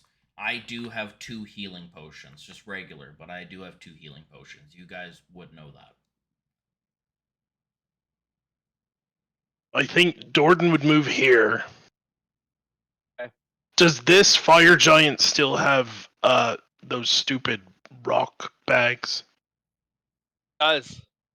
Okay. Both Then have their rock bags. all right. Haven't Then had to use yet.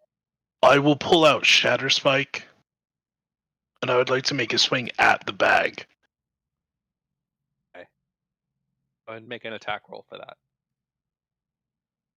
That'll be a 26 to hit. I was gonna make up a number, but it doesn't matter now. That hits. And it's an automatic.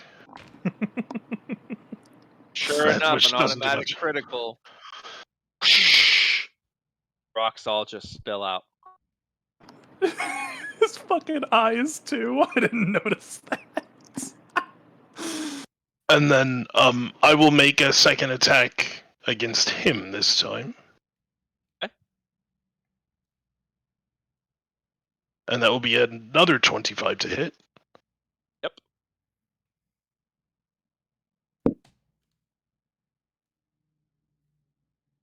That will be 8 slashing damage. And I will burn another Divine Smite. Hell yeah, you will.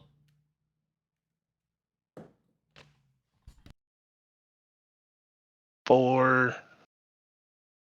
Sorry, just one sec.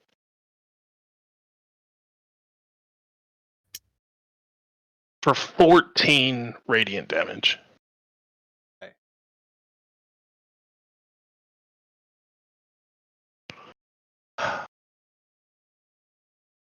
And that will be my turn. All right, Point, you're up. Point, you saw Elijah go down completely. Yeah, I'm going to look at Elijah, and I'm gonna say, Dumathoin, save the giant one, and I'm going to channel divinity and give Elijah 30 points of healing. You or say up, you say up to half. Dumathorn? Dumathoin. He's busting out multiple dwarven gods, man. Why pick just one? We can have them all. That's right. Why not both? All right, Elijah, you gain 30 hit And points back. Ooh. I'm going to try to attack Fire Giant 2 with my spiritual weapon.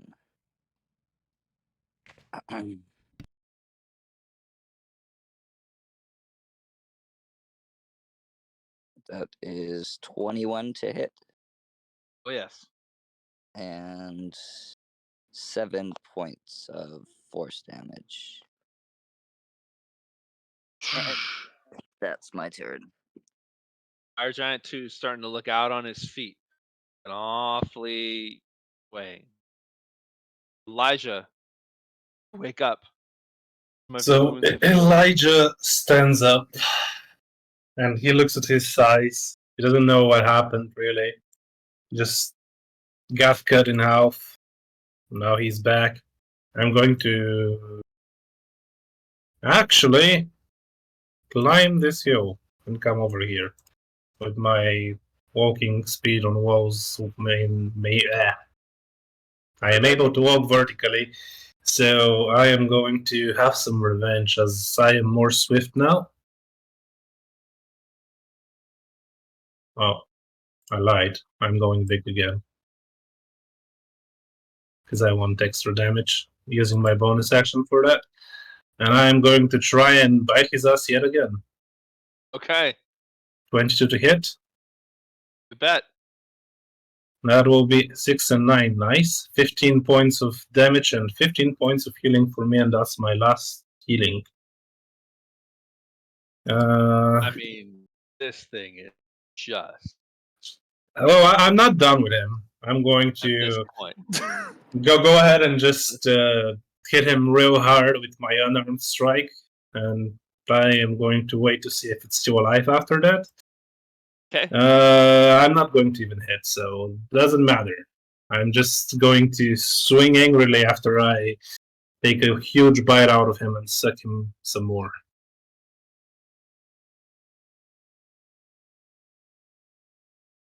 Hey, very good. Is that your turn?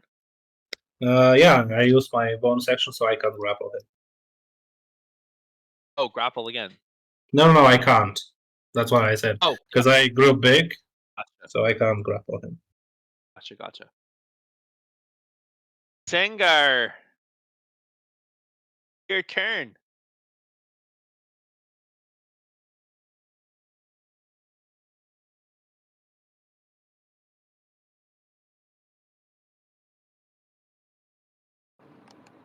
Sanger.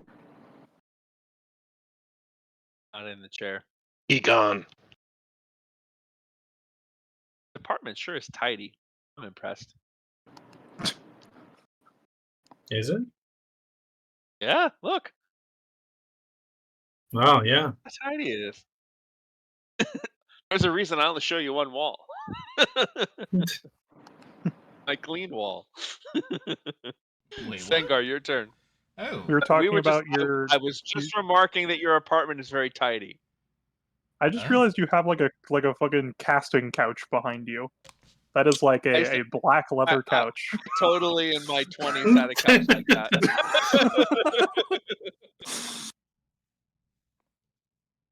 The question is the couch named Orcish Fury?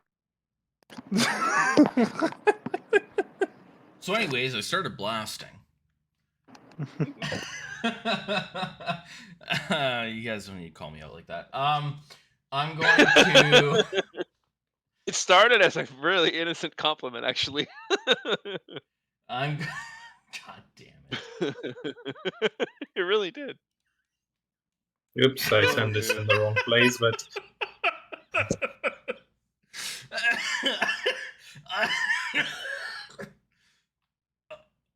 I'm going to take a swing at Giant 1 with you. Oh, wait. Giant 2 is still up? How bad do they look? Awful. Giant 1 looks is okay. Giant 2 is literally like blood loss, bleeding out, just like weaving, like just barely hanging on. Just for shits and giggles, I'm going to pull my great sword and I am going to hold it, one hand on the pommel, one hand on the handle. I'm going to rugby throw from the sidelines my great sword at it. All right, prize weapon. So that is a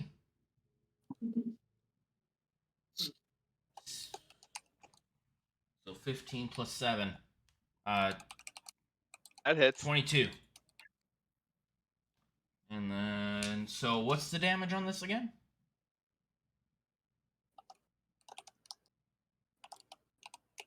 Murmur. So I'm tossing it in a way that I'm trying to make sure that I'm like throwing it in a downward arc towards them because they're below me now, where the blade's actually going to impact.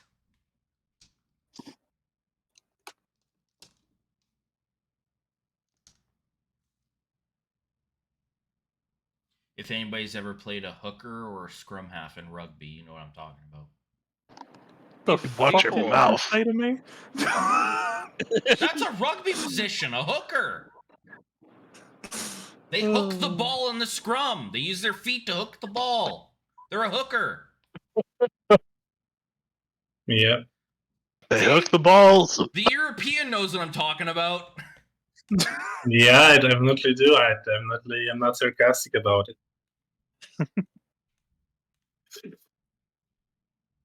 It's a You know, D4. Italy is Ah, very famous fuck. for its hookers. Yes.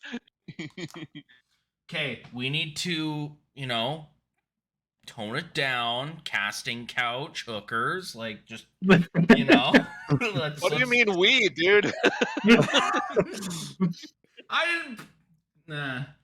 Bring that Orcish Fury. Nat 1.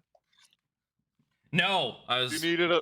doing the camera Oh. thing where I'm looking at you guys and I rolled the dice. That's a 4. Oh, 4.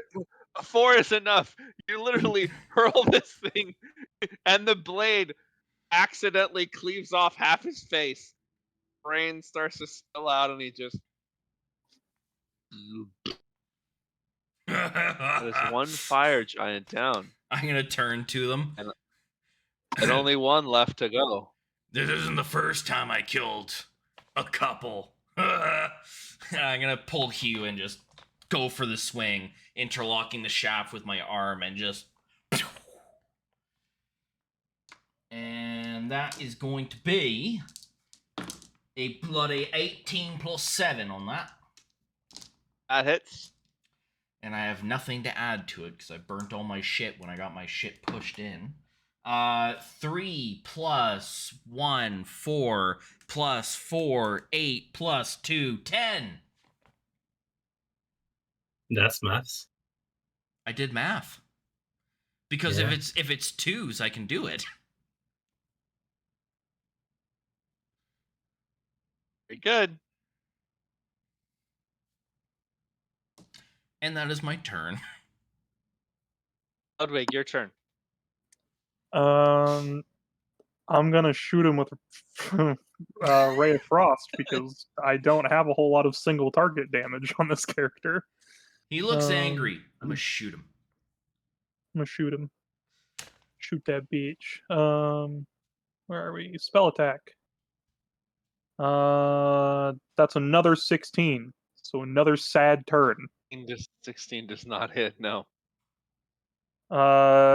He's just gonna look a little disappointed, and then I'm gonna next turn. That is the end of my turn. That's what I meant to say. All right. Fire giant's up. No sword. He's gonna try to go down swinging at least, but he can't swing. He's gonna use his action to try and hit. He's gone again. Oh, he needs to make a Constitution saving throw first. Oh yes, let's do all his And, damage first. and a wisdom save. Made the con save. Did not make the wisdom save. So that was 15. So take 7 radiant damage from me. And 16 radiant damage from Spirit Guardians. Spirit Guardians, no joke.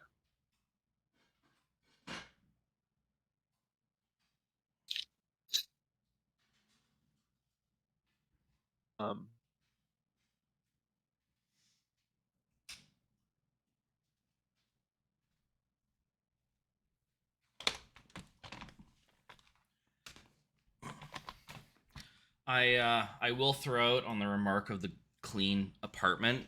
I do have a stack of laundry I've neglected to fold sitting in that far corner.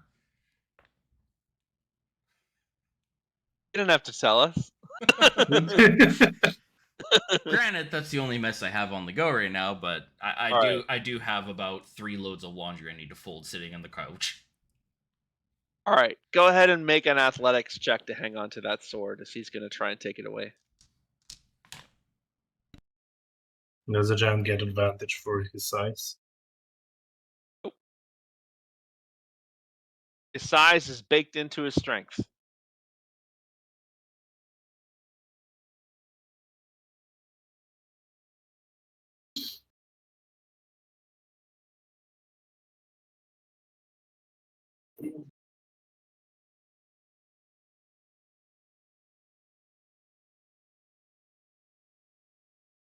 Angar, go ahead and make an athletics check for me. Sorry, I didn't realize that was directed at me. Are they trying to take my fucking sword? Yep. Athletics? Athletics. I have advantage. Is it 13 or 18? 18. Rolled a 14 and an 18. 18 plus 6. 24. You rolled 23. It's still your sword. As they reach for it, Sangar's just literally gonna look up and he's just gonna smack his left arm away and smack his right arm away. Mine! Mine! All he can do, though. That's his action. Gordon, your turn.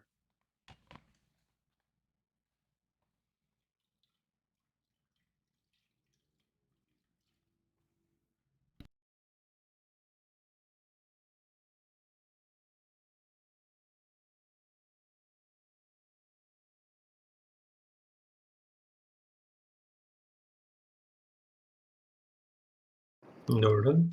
Child aggro? Question mark. He looks like shit. So I will. I'll cast Toll the Dead. Wisdom 14 save. Oh shit. At level 6, do you get your extra D12? 9. Yes, it's a That 12. is a 9. That will be 17 necrotic damage. Oh, Product.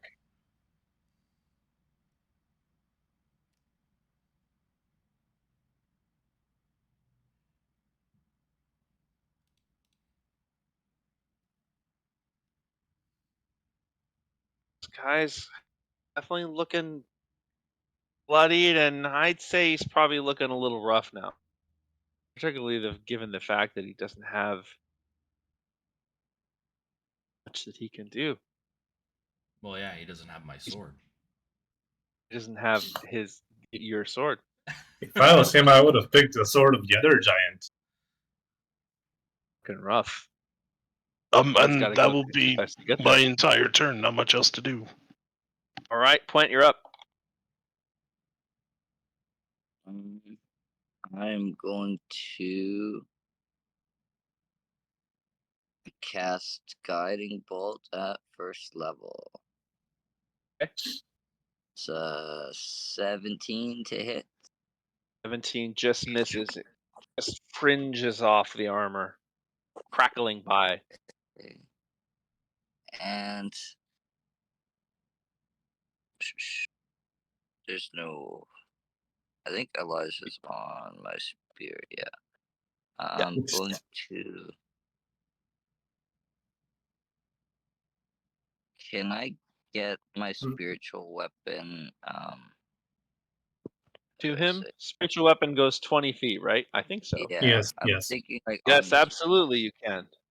100%. Okay. I'm going to take a swing with that.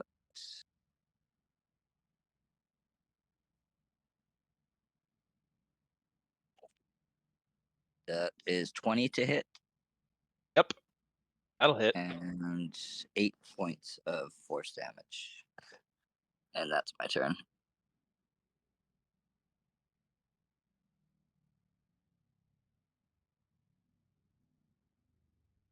Okay, Elijah, you're up.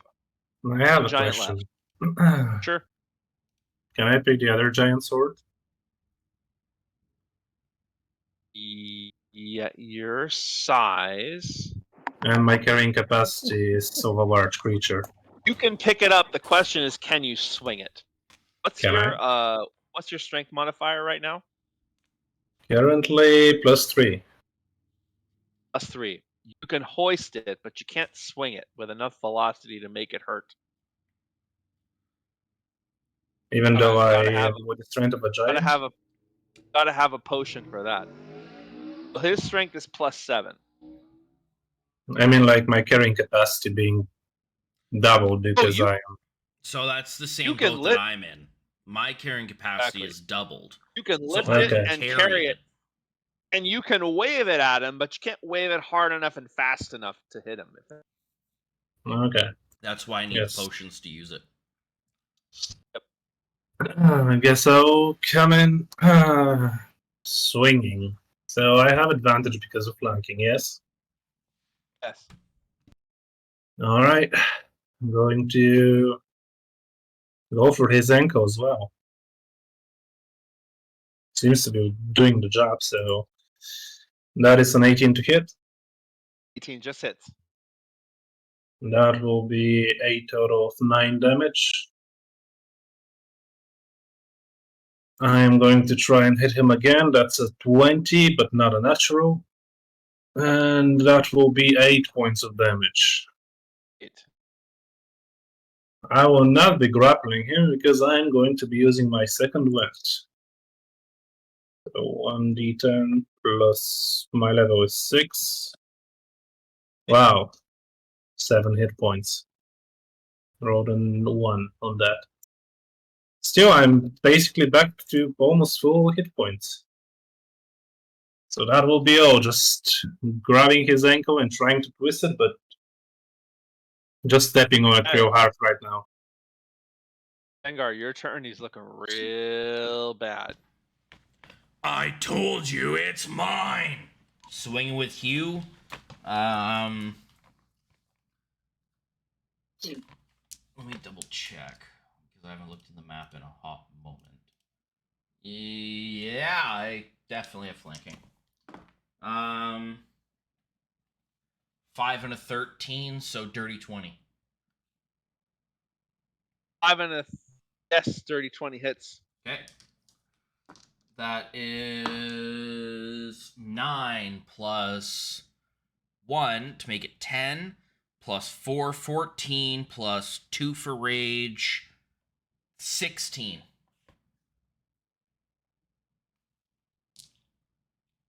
This thing is still on its feet, but you can see in its eyes it's ready to go. Oh, that one slipped out of my hand. That was an As 8. it slumps down almost to look you in the eye.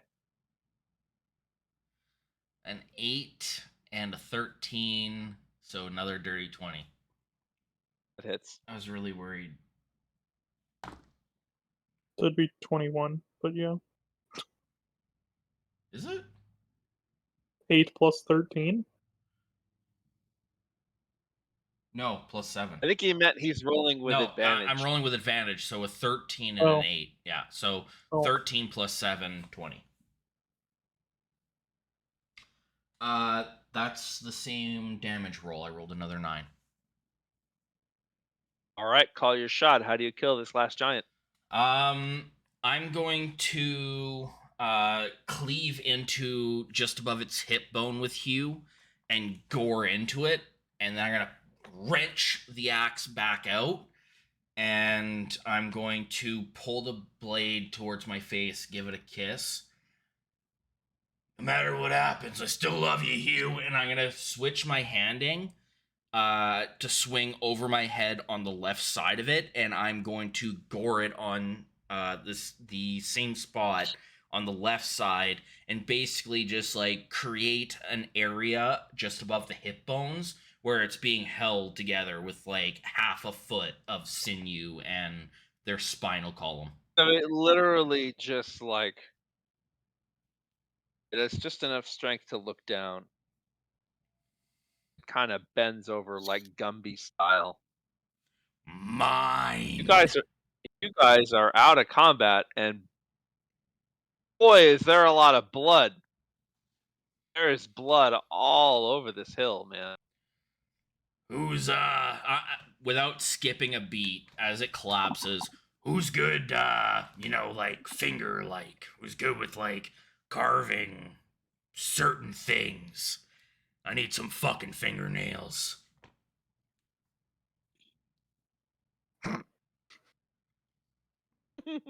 Ludwig would give him a look at this question, and then begin his way up there.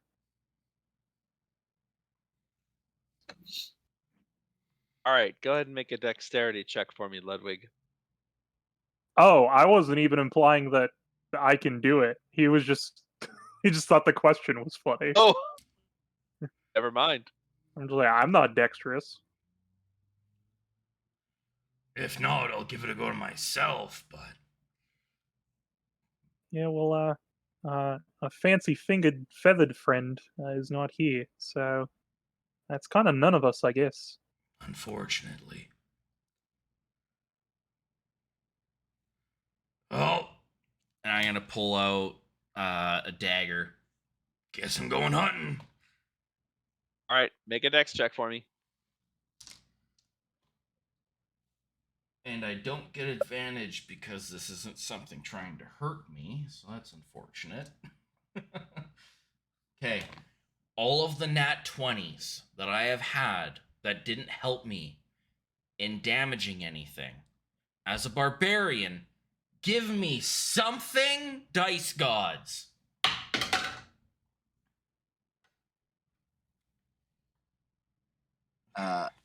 Puent is gonna be trying to cast Prayer of Healing at second level during this. He's kind of gonna be muttering in Dwarvish, and I'll probably say something along the lines of Morden, mend them under your great forge. Oh, that's good. After about 10 minutes, you guys will get 22 plus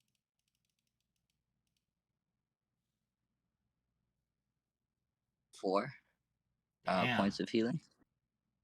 So 26. 26. I needed that so much. I mean, that put me pretty high up. Was that just adding my dex modifier, or was I adding like medicine or? No, just dex. Straight Okay, dex check. 17. That's how many fingernails you get. Oh shit. Okay. 3 of them you just kind of lose or go too deep or fuck up somehow.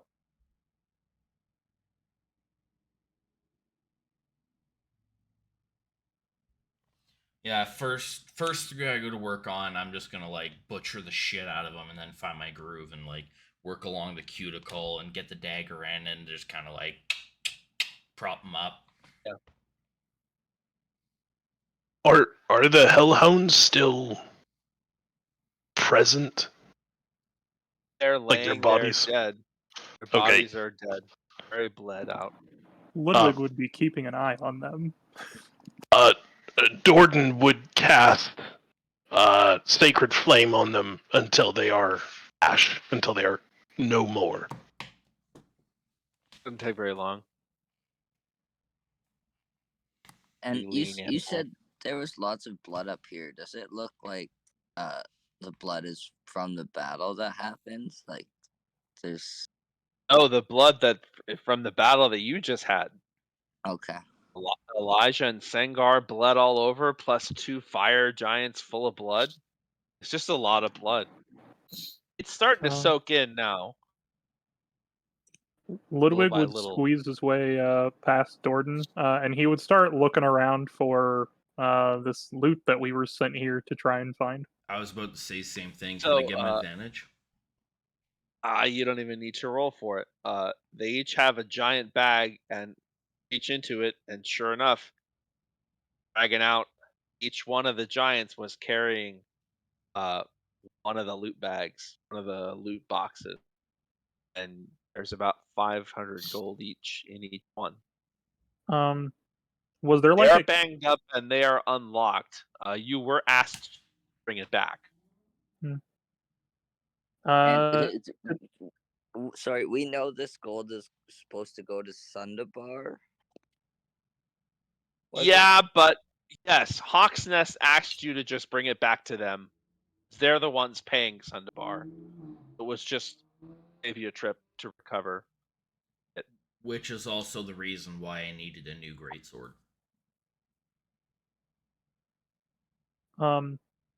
What did they have like a camp up here or anything yet, or were they just kind of standing here? There's a little campfire starting to go out now.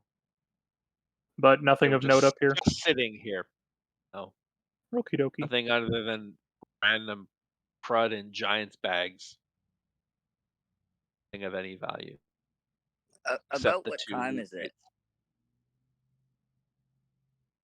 Let's see. It's about 5 p.m. Hours. Out here is about 7. It's probably about midnight or 1 in the morning, actually. Okay. Oh. Were we supposed to meet the riders back at the same location, or were they going to? You were going to meet the riders back and at the same location, and they were going to ferry you back. And they're going to stay out until we show up. That was the idea. Well, I would hate to use it, but I can throw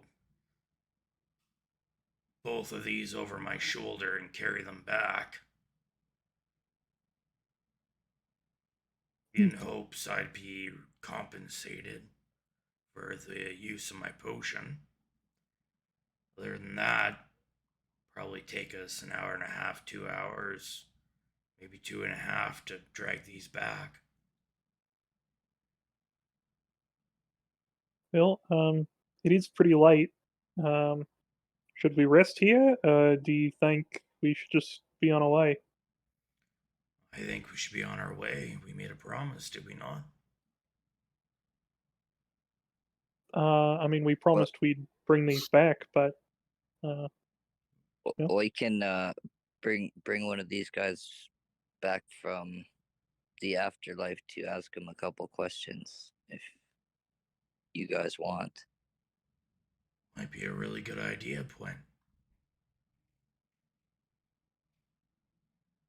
You To be might honest, want I to d- decide what our questions are first, though.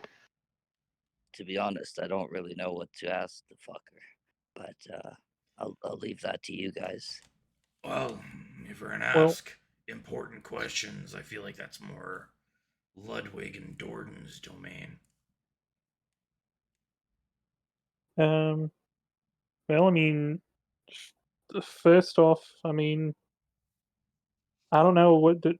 Actually, this is more of a. Do fire giants just like gold? Do they just steal? Would we get the feeling if they just stole this gold because they wanted gold, or?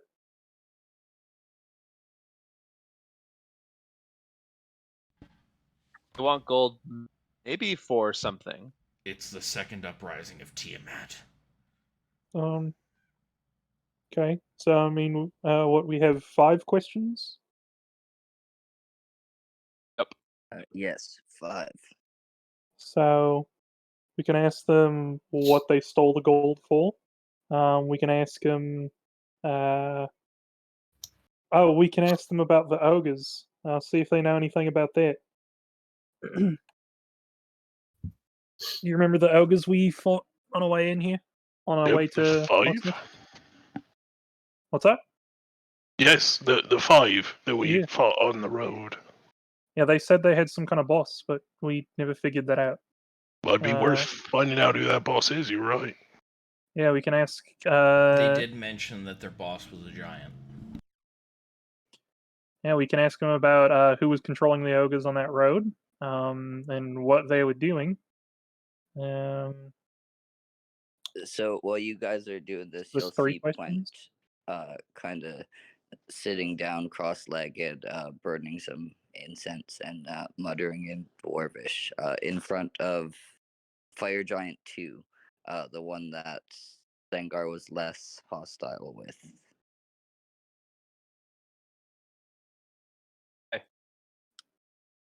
So, Arna opens its eyes, swivels his head toward you, waits. Okay. What did you steal this gold for? What were you going to use it with? Unless you speak common. Bring to Duke Zalto. I speak Um, giant. well, he was speaking common, though, yeah? He's speaking common. And this is out of character. Duke Zolto's the character we've already heard about, right? Whenever we did this before, I think, Can actually. Not yeah, Duke Salto is the head fire giant dude. Okay. The next one was I don't remember what the road would have been called. But insert whatever It road we were is on. The Raven Road. And it was outside of Hawk's Nest, right? Yes. Between Oh. Silvery Moon and Hawk's Nest. What do you know about the ogres patrolling the Raven Road west of Hawk's Nest? We put them there.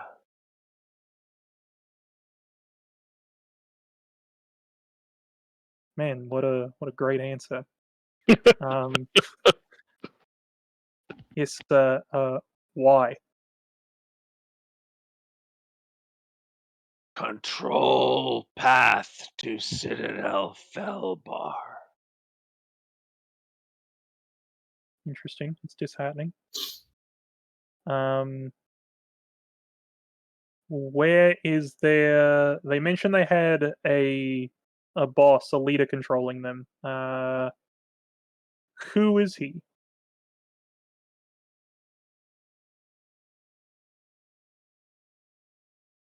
Duke Zalto. Yep, that's about right, isn't it? Uh, he would count on his fingers, just so everyone else can see. That's 4 questions so far, right? Um, he looks around in case anybody else has an important 5th question.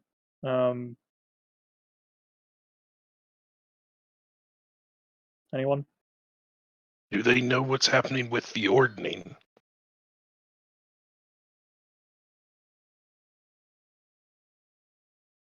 Ordning is broken. Fire giants are now free. It drops back down. Man. That was probably one of the least helpful people I've ever talked to. I mean, I I asked don't a like that question. talk about Citadel Felbar. Yeah, that's what I was gonna ask about, with my last question, but I didn't wanna completely hog that. You can break up the other one if you have a spell slot. That's 5 Well, more I was about questions to say of a that. giant. Gwen, do you have the capability of talking to the other one? You'll see Puent grunt really hard, and he looks like he's trying to pass gas, and he says, "Oh, I can't do it." Yeah, well, I don't know that I had a whole 5 more questions anyways, so especially if they're gonna answer me with one-word answers. I mean, I could give it a go. What do you need? Just incense and speaking another language, or Ludwig would squint in Sengar's direction. he's ignoring you? I'm looking at one. What did you say? Sorry.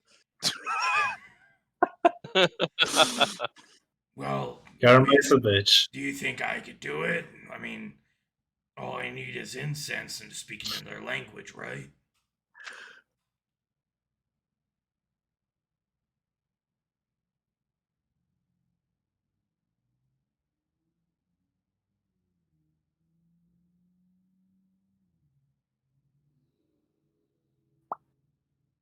No? Okay. You deeply offended him with your question. Moradin's hammer comes out and bitch slaps me. Sorry, I'm doing the bend connection right now. Oh, you're good, Nice. bro. No worries. Essentially, Sangar said, "So, do I just need to burn incense and speak another language, and it'll work?" He says, "We can try and teach you if you like, but who can say if the gods are with you or not?" I like to think Timora keeps a close eye on me. The only good god's a dwarven god. I beg to differ. Lady Luck has, for the most part, been on my side. You saw what happened up there. And Yeah, yet I'm I still surprised you got stand. back up.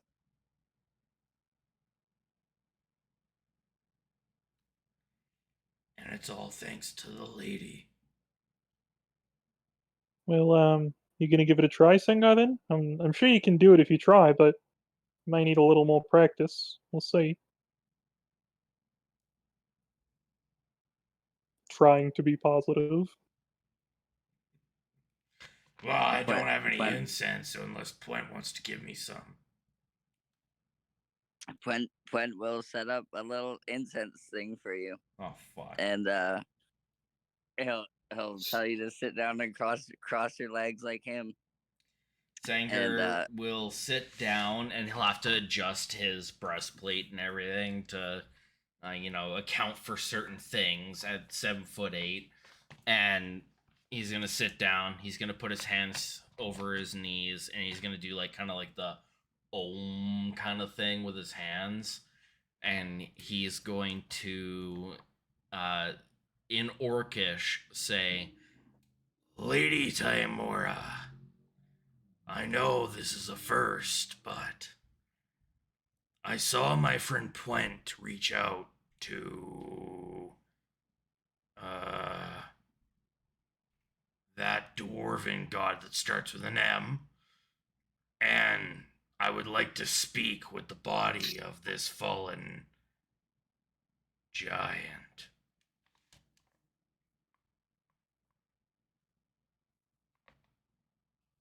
Nothing happens. You gotta Giant say does it in not- Dwarven. The giant does not wake up. But as you're getting up frustrated, you have a slight moment of luck. And as you're getting up, you kind of bump the body a little bit on purpose, and a little slip of paper falls out of the giant's bag. Oh shit! I'm going to reach forward and grab the slip, and before I open it, I am going to pull out a gold coin, and I am going to put it in the pocket. Okay, very good. And The I'm note going, is written in giant. So I found this. I'm very intelligent. I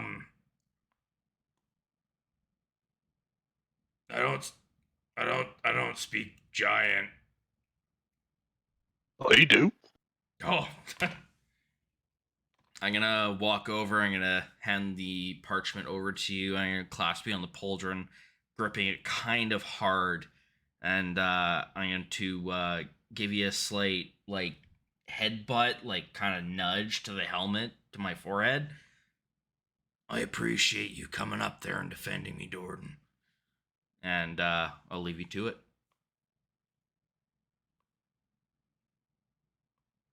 What does it say? It says, "Long live Iron Slag." Iron Slag is one word. Long live Iron Slag. Does that mean anything to any of us? Make a history check. I will do that. I I love won't. doing that. I'm not proficient. Uh, I have a +0. 24. I think that Iron Slag came of an old dwarven forge. I feel like Point would just know that, right? I mean, not necessarily. He's not like fluid in history. I would say Don't all like he dwarves could just get know a each other? roll on history relating to dwarven things, possibly. I would say that Gwent, you would also know that Iron Slag is a dwarf forge. Or would I know if it's like active or if there's anything particularly special about it? You would know that it should not be active, and you would know that it's about halfway between, like, it's not like right underneath Citadel Felbar. It's significantly further north in the Ice Spire. Shouldn't be active. That's I would relay this to the party. interesting. Well, That's probably why they are harassing Citadel Felbar. we better make our way over there. Have we gone to Citadel Felbar yet? No. Oh, you were on your way there when you ran into Hawksnet. Yeah, we better make our way over there and give them the update. Oh my god. Sorry, I just sneezed really hard, but I muted in time. That's what oh my god was. So Q, are we about halfway between Hawk's Nest and Sundabar? Or Are we just You are outside Hawk's halfway. Nest? You are now actually a little closer to Sundabar Okay. by 2 hours of walking. So how much is 10 miles? You're on the other side of Hawk's Nest. I feel like the best course of Wagon action. was going towards Sundabar. Okay. Traveling on foot, or which you would be traveling on foot, And leaving our have- mounts behind. you'd have 2 full days to Citadel Felbar. 2 long days. We're to I walk straight there from here.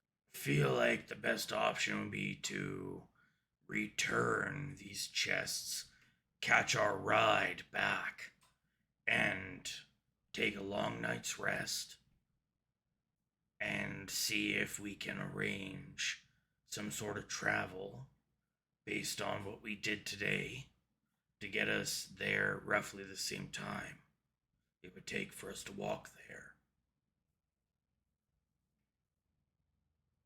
Just get him to darn fly us there. Wait, why don't we have our mounts? I thought our mounts were. Back at the Hawk's Your mounts Nest. are Yeah. back at the Hawk's Nest. Isn't that where we're going back anyways? It sounded like there was some talk of going straight Yeah, to Citadel Felbar That's without why going I back said to what I Hawk's. said, because that's what I thought too. Well, I'm sorry, I didn't. Definitely mean- makes sense to go back to Hawk's Nest. Yeah, I thought we were going back to Hawk's Nest because we need to drop off the treasure anyways. So why aren't we just getting our mounts? Definitely just get your mounts. The Hawk's Nest. How heavy are these chests? They're heavy. How 500 gold pieces in a thing is, but for you, I am also carrying a fire giant greatsword. well, the fire giant greatsword, you have a lot of strength on your back, and you know a lot of strength. It's like the the women who carry the big things of water on their head. So I think if you balance it on one shoulder, you'll be sore in the morning. But you can carry both. Well, you can carry one of the things and the sword, and someone else can carry. How And any two of you can carry. how thing far do we between have to you. travel? I don't know how. It's a few hours. You were walking Okay. in the woods for a while. So if it's a few hours, I will toss A one few over hours my back shoulder. to the road. Yeah, I'll toss one over my shoulder. That's about all I got. Say, Jordan, can't you get your moose friend? Just can't he just appear anywhere? Is he like a normal horse? Well, Eric, or I could, but I haven't mentally prepared for that today. Oh, okay. I didn't think I'd need to because normally he's with me. Yeah, I was just thinking that if he was here, he could help us carry some stuff. But Oh, I guess he that makes absolutely could, and he'd be thrilled to. But no, I can't call him from this distance. okay. Well, I got one of the chests, but I can't carry the other. I'm just gonna have to Ludwig watch him. would Jordan will adjust take the other his- one. He doesn't okay. care. Jordan can carry. Ludwig started adjusting himself and rolling up his sleeves to reveal his really skinny arms, and then he sees you just pick it up by yourself, and then he shrugs. So yeah, it takes you a few hours to walk back to the road. By the time you get I there, would the say the end.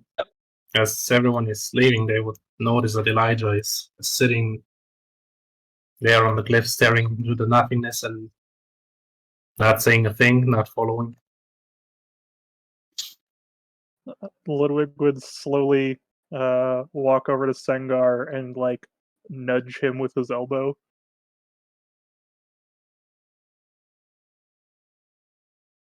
And he wouldn't notice because he's out of his chair. Oh, great.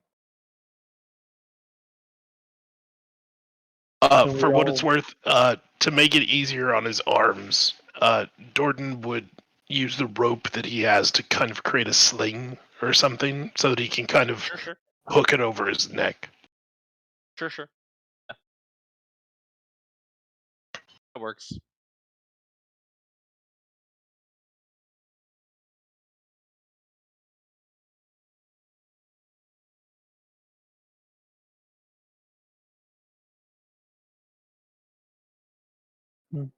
Mhm. We're all just standing there silently staring at the back of Elijah's head. All right. So as you turn to go, Sangar, everyone notices that Elijah does not seem to be following you. Ludwig kind of nudged, kind of indicated with his gaze that Elijah was just sitting there not moving. I'm going to set the chest down, and I'm going to pull the great sword out using my awesome fucking badass biceps. I'm gonna set it down, and I'm gonna walk over to Elijah. Everything all right? No, not in the slightest, no. Too much to handle? Well, you said we were going to kill things. I did not expect being killed myself. Let me tell you a little story. When we first met, I was just a farmhand. Sorry, this is actually going to be a little rough. And after we met, and I set you on your path,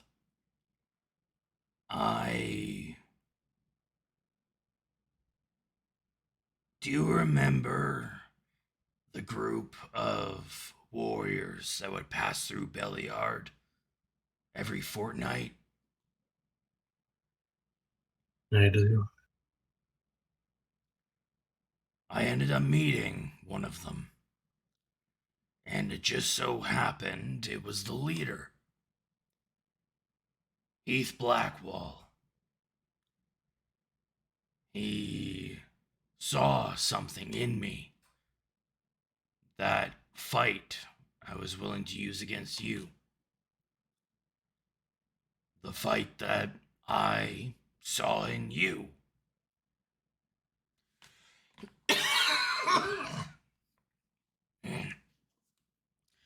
And I ended up joining them. They are the Dragon's Blessed, a group of mercenaries that, at one point, about 5 years before I met them, were cultists following the Dragon Cult. And they turned a new leaf. They wanted to do good throughout the world. And I fought alongside them for quite a while. Worked my way up and joined Heath and his group. I was the front line. Got into a sticky situation. And, well, me and Heath were the only two to walk out of there. And when I say walk out, I mean barely clinging to life.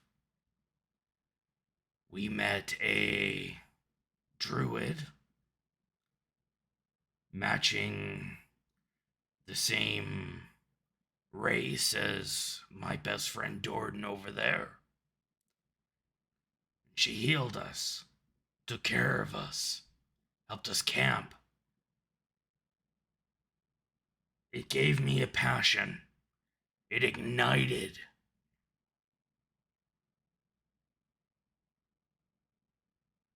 my will to carry on. Heath, on the other hand, wanted to take things a bit easier. Go back.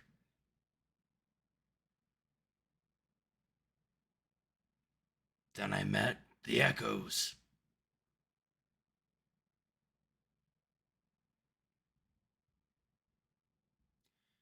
I know what you're feeling right now.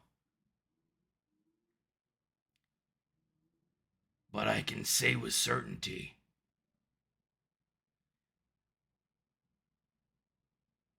the most fulfilling thing in my life since that moment of such close brush of death was finding a sense of purpose. And it is up to you what that sense of purpose is moving forward. I have always been the one to seek knowledge and not death, not this coldness. I could only see darkness. It was horrible. And I also did promise to Levancia to come back, and I was almost gone, almost broke my promise. And my parents, they're still stuck, and I am the future of my family, of the Dusgloom family. Can't die.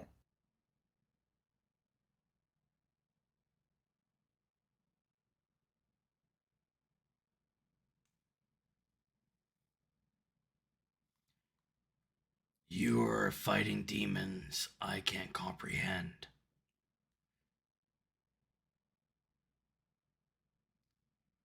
But I feel like what I have to offer, Cohen, he doesn't know that word, matches the feelings you're currently having.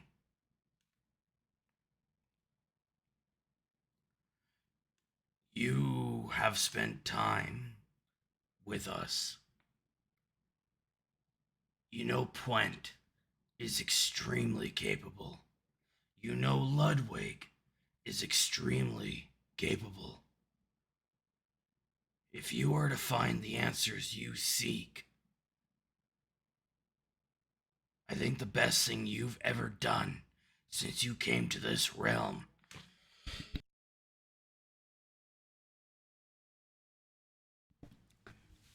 is to stick with us and entrust the two of them.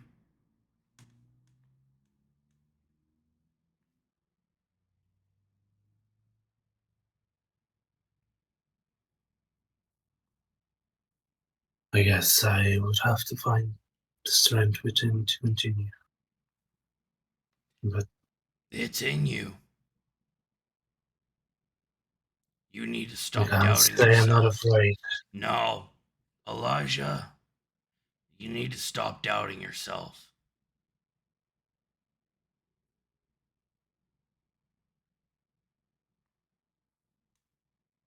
He'll just sigh. He'll look at both Dordan, and he'll also look at Puent.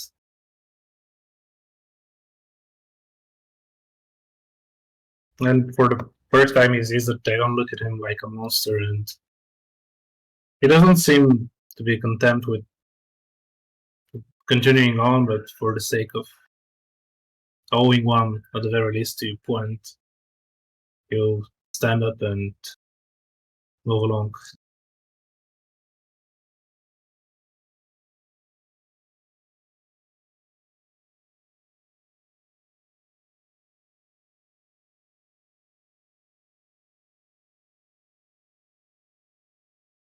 My friends are your friends, and we will take care of you.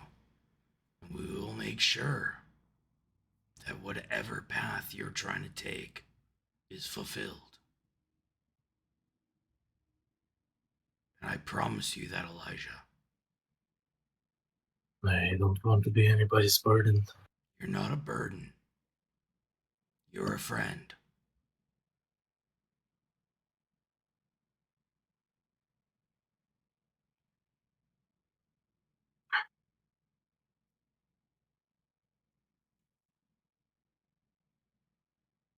Let's get going. I believe that there are places we need to be. Sangar's gonna put a shoulder or an arm over his shoulder and give him kind of like a good squeeze of the shoulder and kind of move him forward and join the group. So,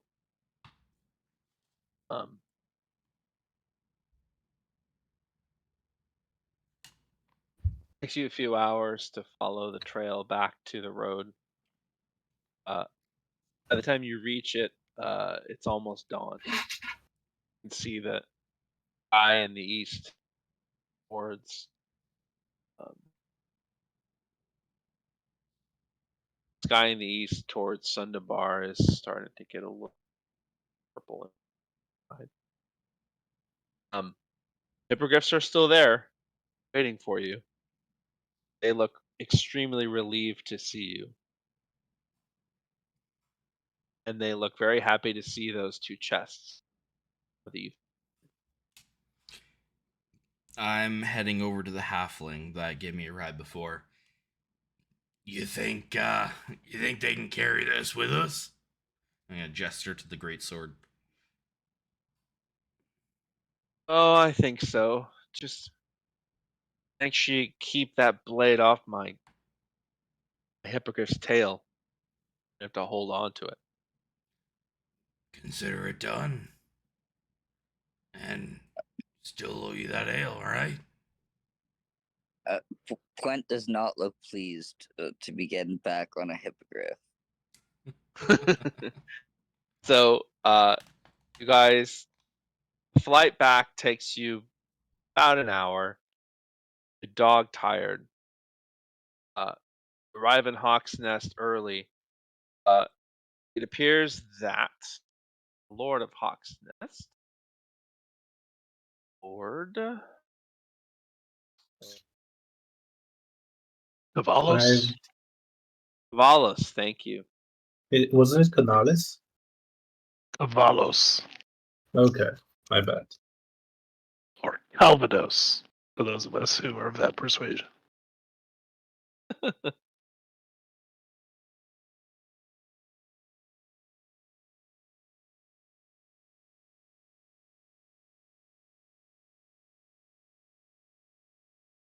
I'll tell you about this chapter.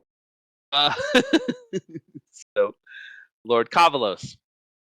Cavalos, looks like he's been waiting up all night for you. Miles, as you walk in, says, "There are my echoes. Not a man down. And Can we I were throw a able to look down? recover the wages."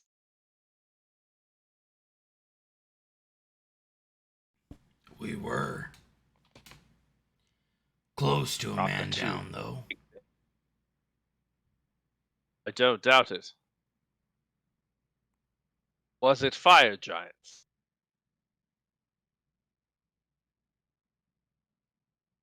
But it was.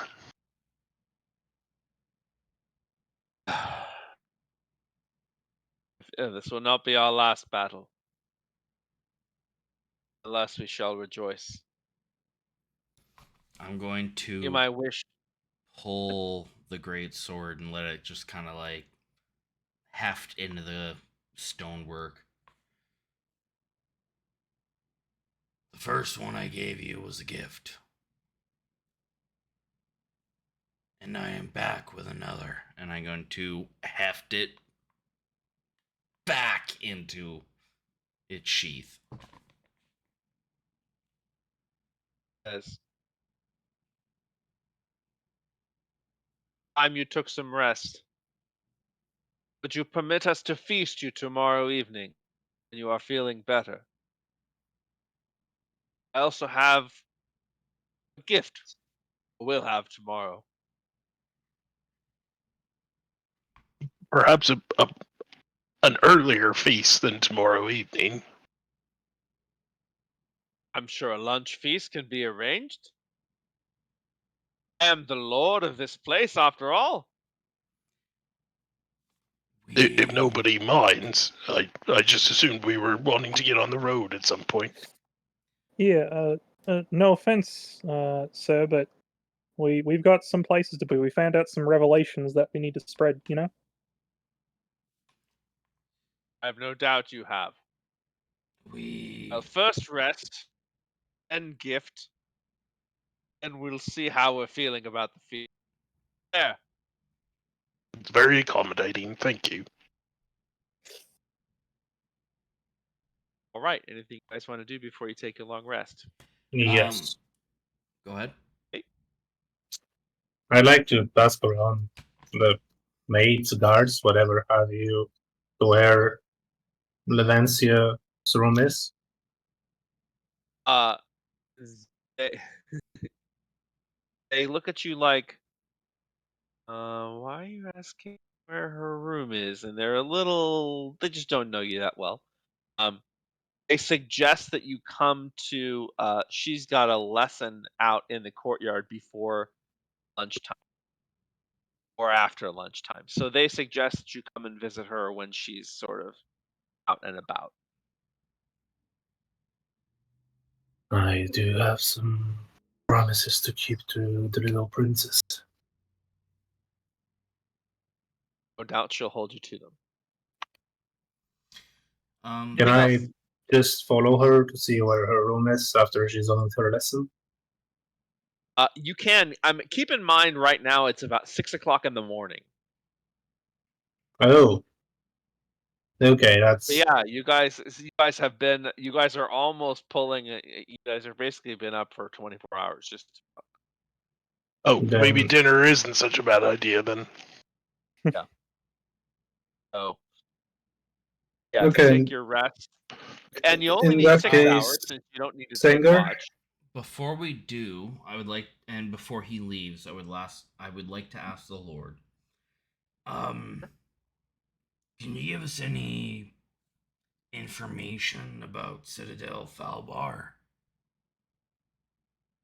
That's our Oh. next destination.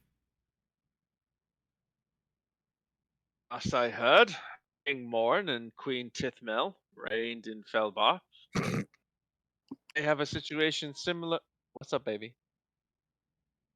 No, go to sleep. Up and tell Mama it's bedtime. He said they have a similar arrangement to us, and they rule as my wife and I rule this roost together. They rule that roost together. It is the most famous story about Citadel Felvar comes from the hero King Imerus Warcrown, who during the War of the Silver Martyrs restored Citadel Felbar to its former glory, fallen to orcs twice in its history. He died shortly after the war was ended, and I believe King Morn and Queen Tithmel are somewhat distant kin. But as Emerus left no heirs, my understanding is that they are quite accommodating, quite fair, and quite skilled rulers. As all Dwarven cities have, I expect their main worry is the Underdark. What may rise from the abyss from time to time. That insight is enlightening. Thank you.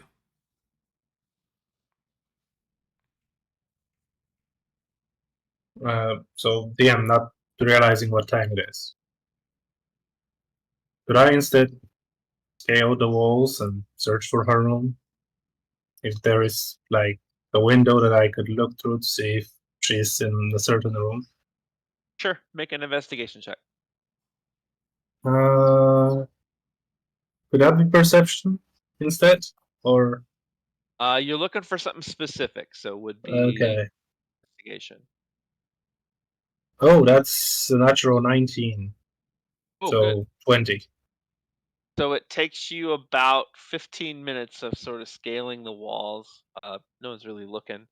And eventually you find her room, and sure enough, she's just woken up. She's sitting there, nose in the book. I will be knocking on her window. She'll look. What are you? She puts the book down, comes and opens the window. What are you doing here?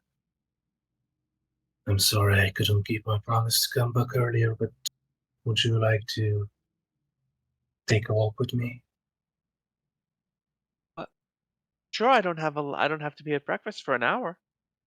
I'll gesture to her to grab my hand, and I'll grow larger with my last giant's transformation to make sure I can carry her and take her to the roof if I can. Yeah, you can. You see, little one, today I was almost gone. But there was a thing that made me come back. Indeed, there was magic. However, there was something more than that. I wanted to change the world. So, How's that going? yesterday, Changing the world. well, it starts with you. Yesterday, you were very much neglecting your parents. And I am sure that you are fascinated by my abilities to walk on walls. I can assure you that I've seen wizards do the same. You can certainly ask your mother for that spell. I think I'd like to do that. But there is more than that. Indeed, I did catch your attention with this. You know, what you have is a gift. Your family. I've been fighting my entire life since I was born to have a family. And I almost do now. But it's not by blood. So, little Lavencia, please, do appreciate what life has offered you. For I wish I was fortunate as you are. That would be just enough for me to be done with whatever I'm doing, just to treasure family. She says. Okay. I should get to breakfast now. Thank you for taking me up here. Do you want to go down? I actually think I'll go down the normal way. She hops off and sort of walks towards there's a little hatch going down. She looks up Girl, and she looks and she says, "I'll never forget you, sir." I hope that there is at least one thing I can change in this world. And at this point, Elijah will just realize that the family he's trying to rebuild is already around him and probably find the strength to continue on. Okay, very good. Anyone else have anything to do before long rest?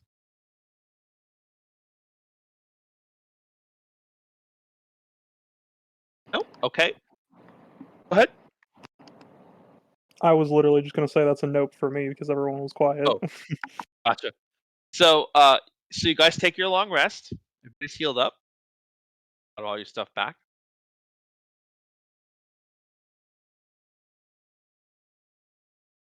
As you wake in the morning, When do the we wake up? servant or at noon. So let's see. You go to bed at 6 in the morning. You're waking up at noon. Damn. So, as you wake up at noon and as you start to go and try and find food, as you're very hungry, servants say, "The feast will be taking place at 3 p.m. This was the soonest we could do it, and hopefully this will work for you." The Lord, forgot his damn name again. I have it written down. Avalos. The Lord Cavalos asked you to attend him in the courtyard.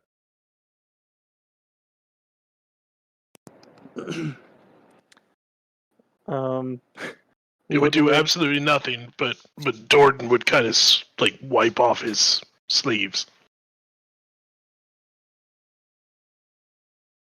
Ludwig's still looking very tired after his 6-hour nap and waking up at noon, would kind of like hunched over, start making his way towards wherever they told him to go, the courtyard, trying to figure out where that is.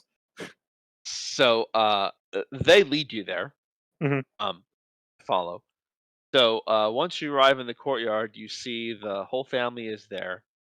Lord Cavalos has got 3 hippogriffs pulled out into the courtyard, and he says, "You, Ludwig, Master Ludwig, you once asked me if I would sell hippogriffs to you. I answered in the negative, but I did tell you that I've given 1 or 2 away.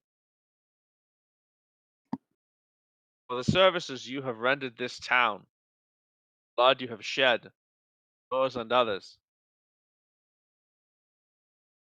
I would like to give you these 3 hippogriffs."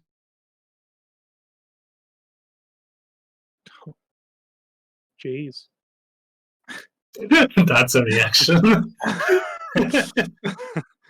Wow. I don't know what to say. Dordan goes full like Miss America contestant, like covering his hands with his mouth, or covering his mouth with his hands, and like, oh my god! Quent starts to He's- groan, and he says, "Bugger." He says, I understand there are 5 of you. I do not have 5 ready, but 3 will hold you in good stead. They are young, strong, but newly broken. They will respond to you. You'd only make friends with them. Wow. We'd be honored to take on your gifts, sir. That's impeccable. I was thinking we'd have to break the bank for these, and here we are. Well, many things cost money. You've earned these, without a doubt. Now, I am aware your mounts are here, so I'd be happy to them and care for them, and if you mounts, I'll be happy to care for the hippogriffs as well.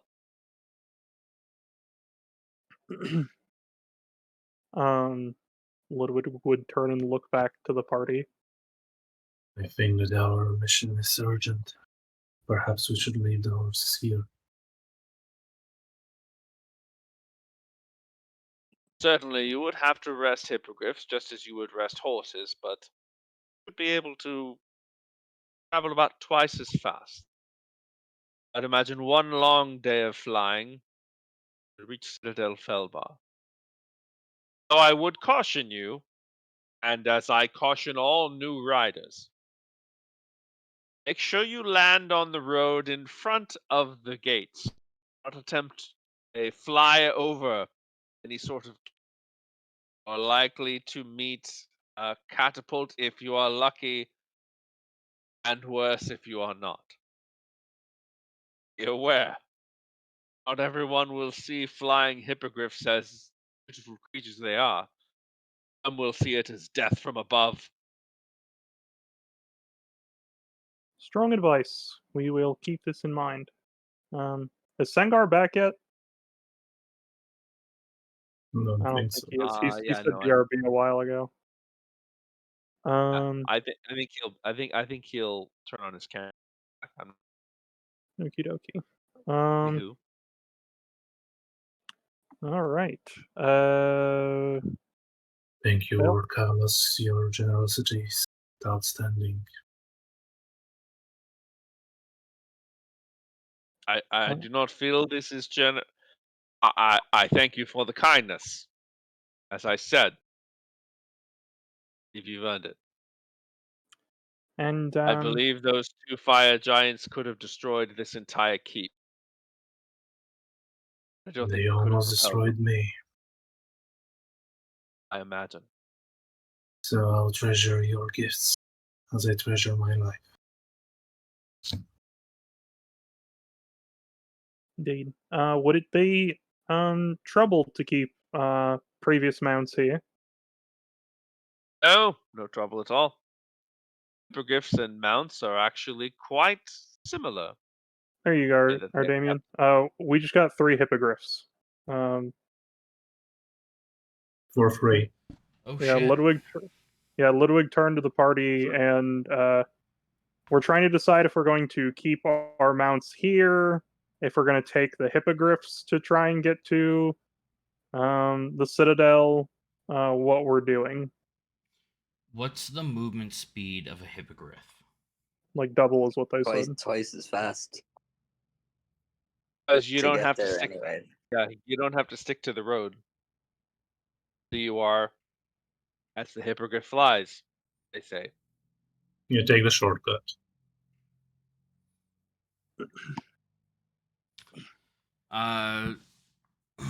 Sangar is gonna head to the stables, and he's gonna use speak with animals, and he's gonna talk to Gladiator. We have a faster way of movement. Faster than me? Yeah, it's kind of fucked up. If there was a way for me to give you wings, I would.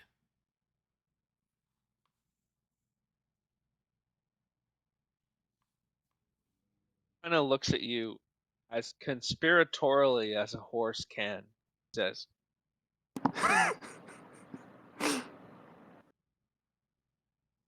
"What about?" Well, I'll be blunt. What about a nice mare to share this stall with?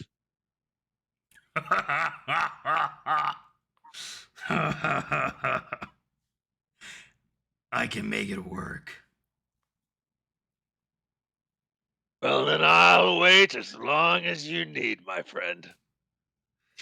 He's going to pat Gladiator just behind the ears on the mane, and he's going to pull his strong head in, forehead to forehead. This ain't the last time you've seen me, old friend. All right. Don't get all mushy on me. And he's just going to give a light, like, not to damage in any way, shape, or form. He's going to give a light punch to Gladiator's jaw. Just kind of rocking the jaw just enough for him to appreciate it. He likes that much better than a hug. That's my boy. I'll find the best mare I can for you. Like a nice dapple, but I'm not picky. But I am. And I'm gonna make sure that whatever comes from you, my kin will be proud to ride.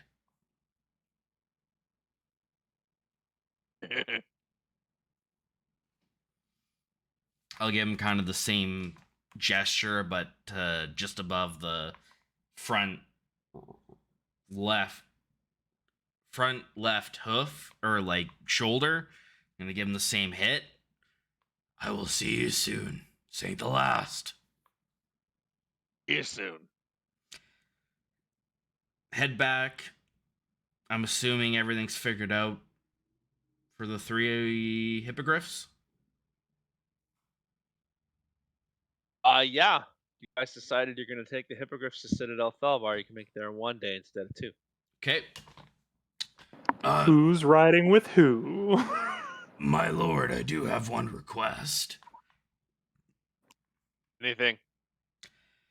My horse, Gladiator, the one with the dragon scale armor, he's Ultimate. a bit different than other horses. He follows the same personality I do, and if you can, I would respectfully ask, as payment for the deeds we've done and the gift I've given you, of a fire giant's greatsword to put on your mantle. The best mare you can find to mate with a horse that has the aggression and personality as mine.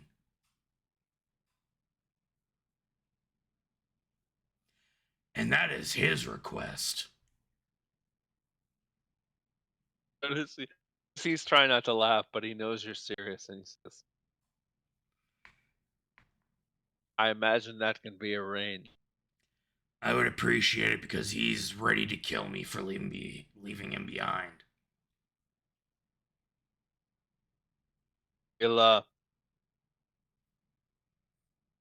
bred hippogriffs here for over 100 years. Horses can't be so different. No, I appreciate it because I'm more scared of him than the giants. Very well. Very well. We'll take good care of him. Thank you. Elijah will approach Flint. So, now would you like to share a ride? To tell you the truth, I'd rather not ride these fucking things at all.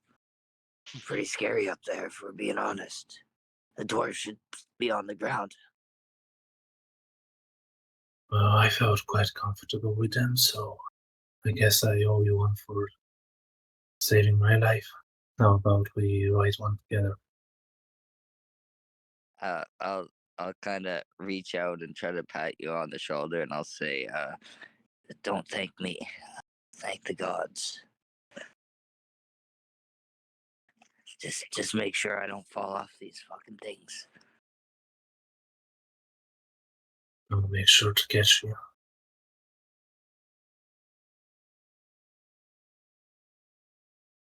Hey, Jordan said that he had to put his kid to bed. I think he'll be back in a. Okay. I'll actually head over to Jordan or Sengar is bigger. Yeah, I'll actually head over to Sangar, pat him on the shoulder. Sangar? As much as I appreciate everything that we have, I need to make I another don't meme think now. we can ride together. And I'll head over to Ludwig, and before he can respond, and I'll head over to Ludwig, and I'll say, well, based on size, looks like it's either me or Jordan. Oh, yeah. Huh. I guess I didn't really think about that. Well,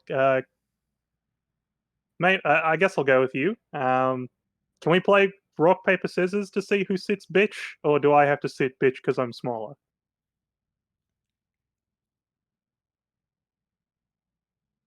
Is that how this works? You're on mute, buddy. I am?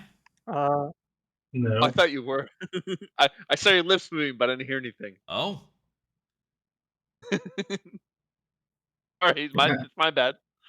I just lost it at Singer, patting Singer on the shoulder and talking to himself.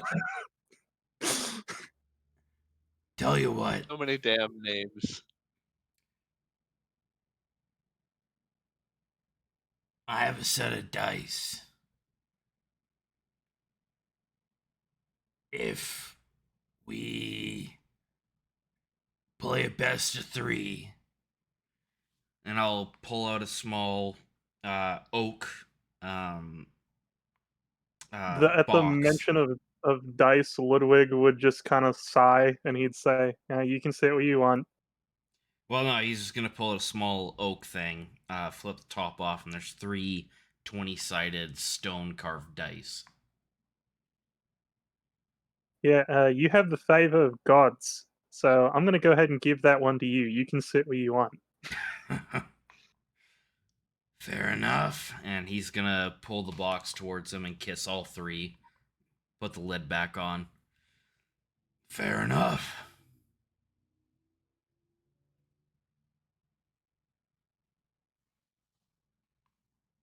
So I think we've chosen where everyone's sitting. Dordan gets his own.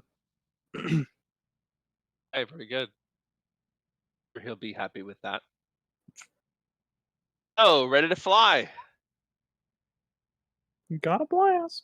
Do we need to make any checks? But Ah, Francis you is got never it. ready to fly. Ready Do as you'll ever be. I need you to pull up a chart real quick. Do these horses have names?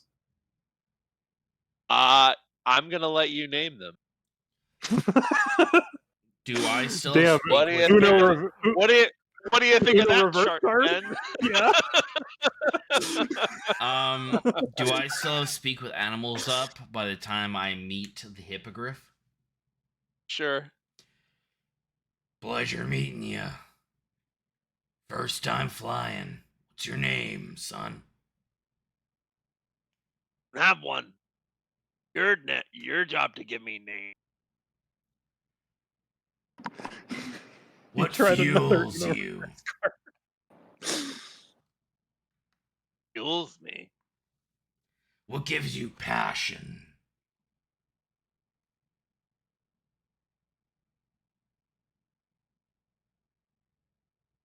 Wind.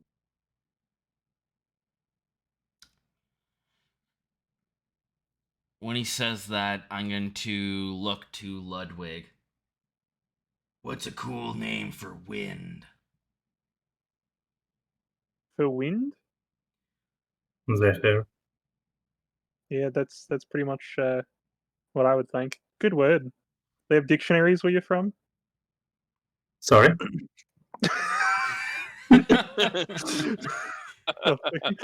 um, I don't know. I was just gonna name him Pete. That's my granddad's name. I really like the name Pete. I'm gonna turn back to the hippogriff and I'm gonna speak with animals. Continue speaking with him in a way that only I can speak with him. It's good to meet you, Zephyr. Kind of bows his head to you like that. A low. And I will give him a bow just slightly above his. And how do you like ours to be named Lower him. Vigor? Sit down. You're gonna name yours Vigor? I'm suggesting that to Puent. Oh, you say we call it Bloody Hell Horse. Maybe a combination of the two. Bloody vigor. Could be. Or vigorous horse. Said you Or can call hellish it whatever vigor. you want. He's your horse. Very well, then vigor it is. Oh, you just need a bloody ride.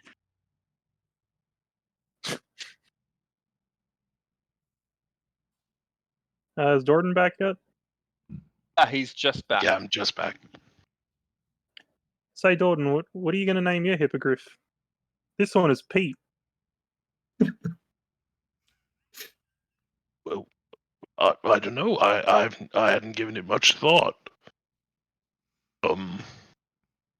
Perhaps I'll think on it. I could ask With if you Pete. like. No, I'd like to get an impression.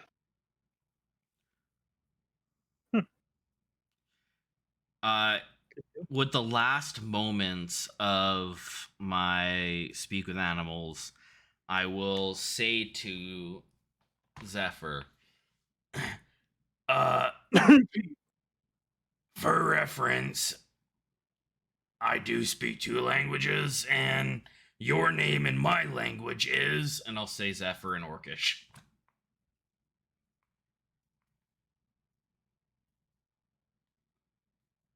Sounds good. Perfect. Is mine male or female? Just out of curiosity.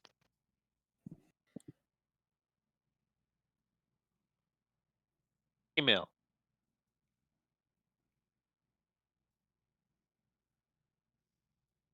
Let me think. Oh, I'm still thinking on it. Yeah, no worries. Delilah. So are we flying? I think we're Where are we flying. dropping, boys? I'm thinking I- Twisted Towers. Tomato Town. So you take off, and rather than following the road, you know that basically you're gonna go east northeast. So you fly instead over and through the mountains, disregarding the Silvery Moon Pass. Things that you didn't think about in terms of flying. Number one,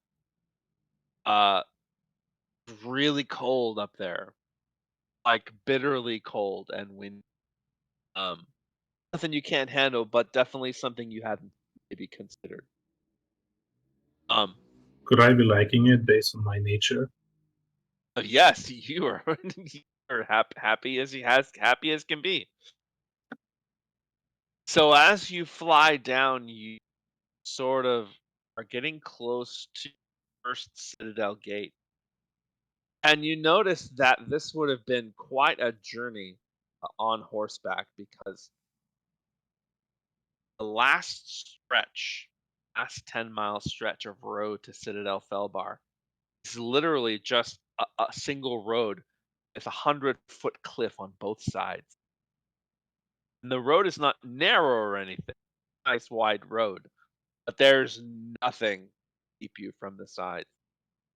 As you start to approach the first gate, you remember Lord Cavalos's words of advice and sort of steer your mounts down to land in front of that gate.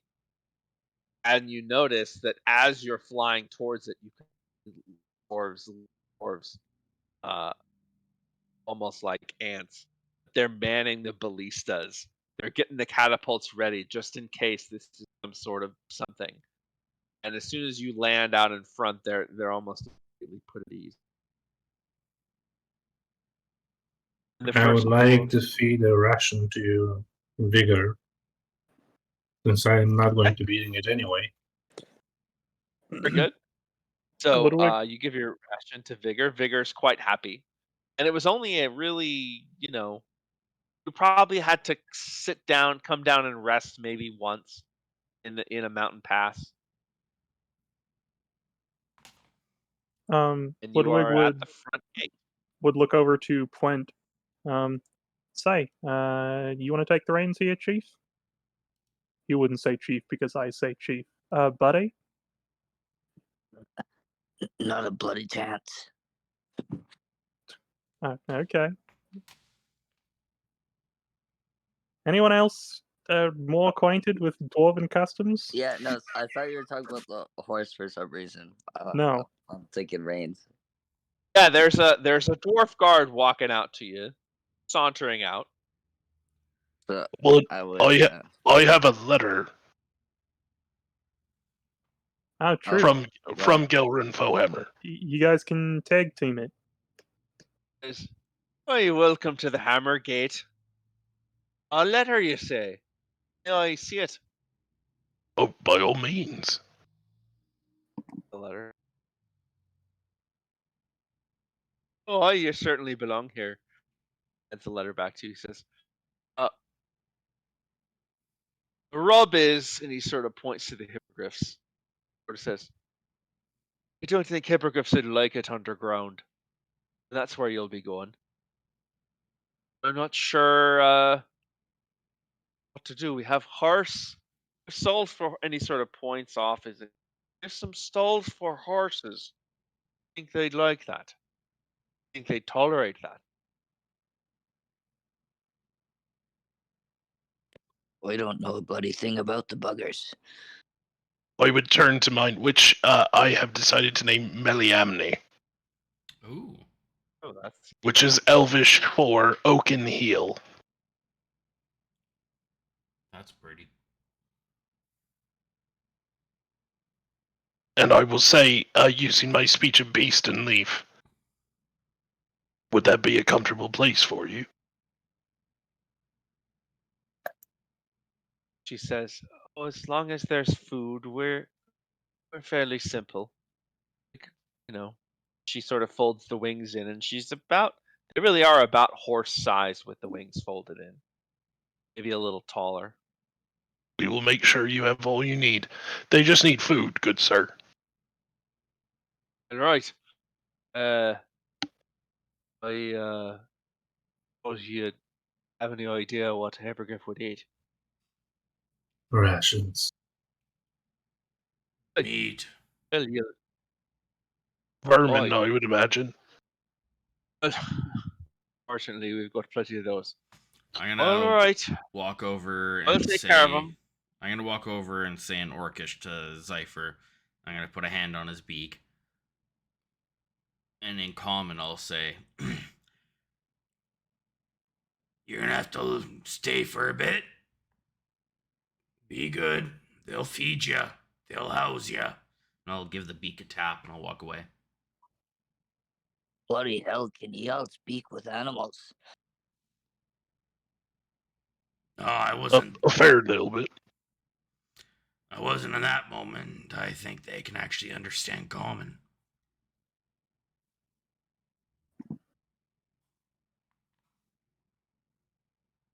So, Dwarf says, right. This gate you're passing through here is the Hammer Gate. Some 500 yards up the road, you'll reach the Anvil Gate. From that letter, it'll get you right in. From the Anvil Gate, your last stop will be the Rune Gate. Rune Gate will take you underground. From there, that letter ought to get you, well, certainly within an hour or two of the King and Queen. Depending on how busy they are, of course.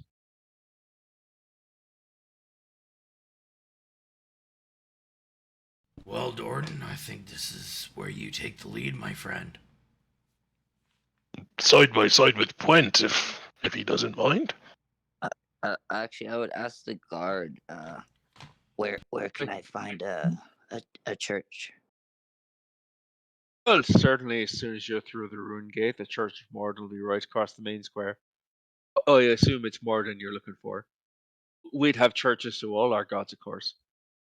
Morden will do. All right.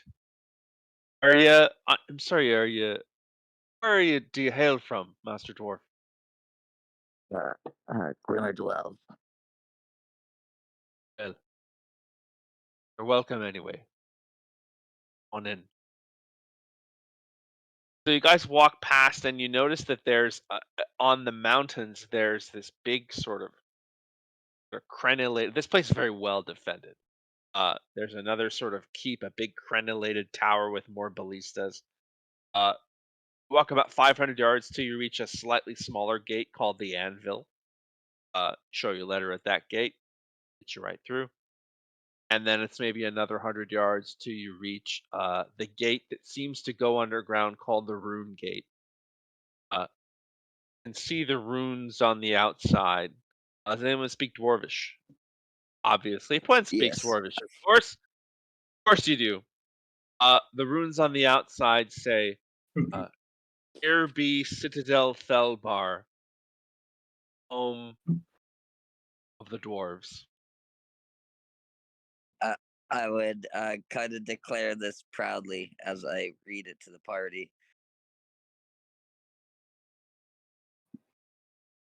How The beautiful. Rune Gate gates open. You can understand this?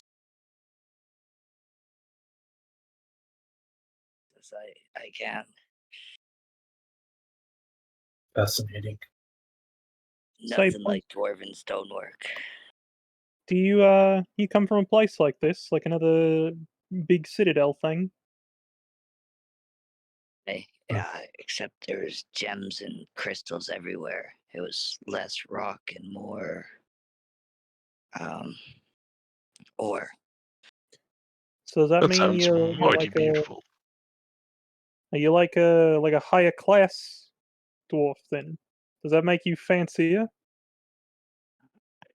Uh, Not really. I unfortunately cut ties with my clan due to disagreements with religion. Oh, that's a bummer.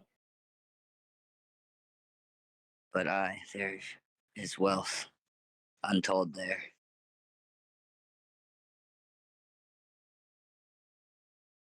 So as you enter this city, it's a big, grand staircase that leads down. Staircase is almost so wide you almost can't see the ends of it.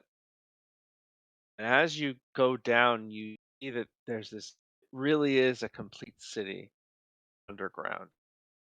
Every kind of shop. The temple to Moradin is actually visible before you even get down the steps point. At the bottom, there are a series of sort of guides that are sort of lined up. One approaches you, a female, and she says, "Welcome to Citadel Felbar. If you'll tell me your business, I can make sure you get to the appropriate place.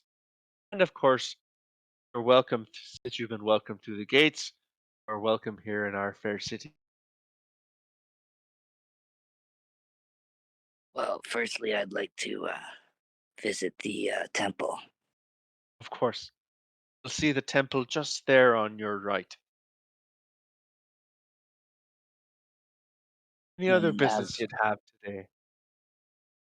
as for my friends here, I'll kind of turn and look at Jordan.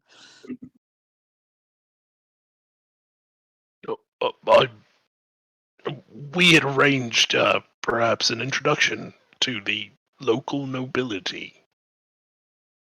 Oh, well, I'm sure King Morin and Queen Tithmel would happy to meet you. Is there any particular business? You can imagine there are lots that would like to see them. I don't want to have you waiting for days if you've got something urgent. Did We're did hunting Fohammer giants. did Fohammer say anything about the letter? Basically, he said the letter is addressed to the king and queen. Oh, okay. So we haven't. I From haven't read him. it for sure. Yeah, so I'm the assuming letter he would whatever. have given you, he would have given you a letter that was not sealed. You haven't, if you haven't chosen not to read it, that's totally cool. No, Jordan definitely wouldn't. He would find that rude. So, you produce the letter and she opens it and she says, "Hi, I'm recommended from Master Fohammer. This is very Yes, special." he and I crossed swords, such as it was. Her face falls a little bit and she says, "Hello, I don't like to hear that. Must have turned out all right. He wrote you this glowing recommendation." Oh yes, it was a competition. Oh, No I unkindness. have those from time to time. Axes we use rather than swords. At any rate, I'll take you straight to the waiting room if you'll not mind. Of Um, course, we'll wait, Master Dwarf, for you to take your time at the Temple of Moradin. We'll uh, take our own time with the gods. not only that, Yes. but we also have a little bit of more urgent business outside of just discussion about the letter itself. Concerns for safety with the giant problem. I'm sure you've heard of it. Well, I'm certain that King Morin and Queen Tithmil will happy to take their time with your conversation. Good. They're known for being quite wise and quite kind. All folk, big and small. Of course, you all are mostly quite big. They can get bigger. Thank you for noticing. Not on my account. Okay, so Puent, walk into the Temple of Moradin. It's impeccably kept. Fairly full. I mean, we're not talking like, Catholic Church on Easter, but there's a lot of dwarves here praying. One or two on every sort of bench. Statue of Moradin here is huge. It's maybe 15, maybe even taller. And he's got his sort of hands out. He's holding an axe like this in his hand. That's got that proud look on his face. And there are like little bowls of flame to it, right and left. So I'll take my helmet off and I'll try to like quietly walk up to the statue and just kind of kneel and say a quiet little prayer to myself, and then I will try to find like somewhere I can make a donation to the church. Oh, easy. There's a just on your right hand side as you came in was a sort of locked iron box, but there's a little slot at the top. So Puent will walk up and count out 335 gold and put it in there. As you're putting the gold in there, you can hear that it's a big chest, and you hear it clinking with the gold that's already been put in there. It takes you actually quite a long time. You're having to do them almost one or two at a time, but you eventually do get it quite full. Do You any fill it up enough that the sound goes from sounding a bit hollow to sounding quite full. do any of The the sound dwarves or actually priests changes. interact with him during this? Oh, most of the clerics and the priests are sort of on their own journey, and they might turn and sort of proudly give a big smile, like, "Good man." But they're used to generous tithes. And when Puent's done this, you guys will kind of see him walk out with his helmet kind of strapped to his side, and he'll look really sad that he feels obligated to do this. He'll say, "Sorry to make you wait." Elijah will All right. quickly enter the temple. If he can. Oh. Sure. Yeah, you can. As he enters, he'll just look around, look at all the dwarves praying, and he's feeling lost. He's never been to an actual temple. But he'll Yeah, just it's say very, out loud. He'll just say out loud, "Thank you for saving my life." And he'll walk out.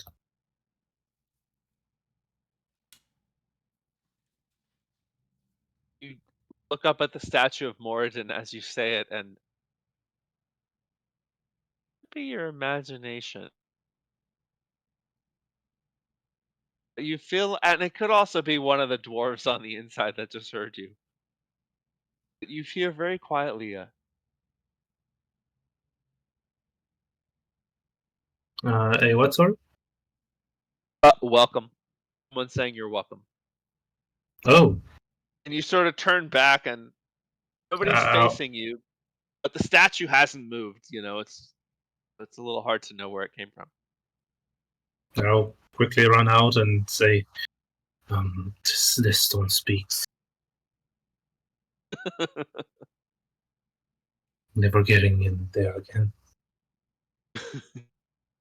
So, guys get ushered pretty directly into a waiting room just outside the While one thing I will Sure. do while we're walking, do I see any beggars? Do I see any dwarves down on their luck? No, none. It seems like everyone here has a place to go, job to do. They all have that sort of same dwarvish determination, right down from people sweeping up. Uh, Everything is incredibly clean here. Like lots of it's sort of made of marble. Okay. But no, there seems to be virtually no poverty here at all. When we were heading through the above ground city, did I find any beggars there? You may have seen a couple dwarves down on their luck in between gates. I would have gone up to one of them and I would have flipped a coin to them. And I have a loony.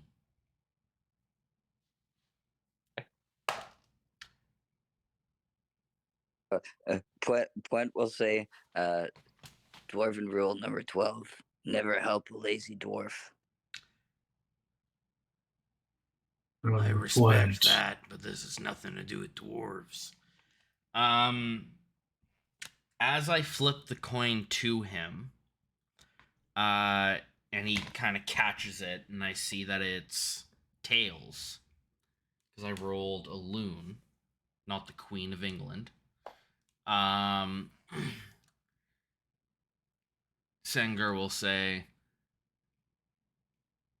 "It is yours to keep. If you accept Timora's blessing." He says, I'm sorry to have to ask, but who's Timora? The Lady of Luck. I could certainly use a bit of luck. Be happy to accept this on behalf of her blessing.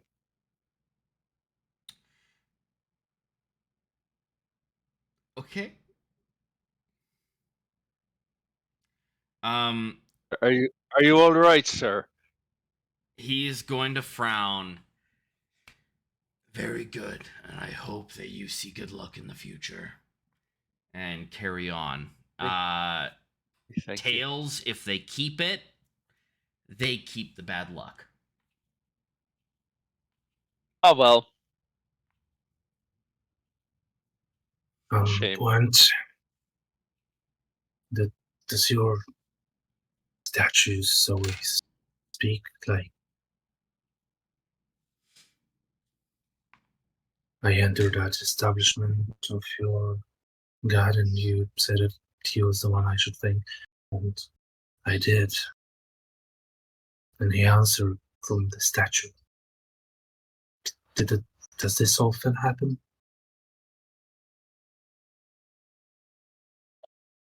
You're saying this to Puent? Yeah. What would I say? The gods speak to us in many ways.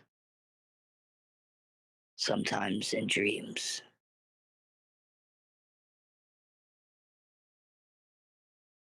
Can you tell him not to scare me like this again, please?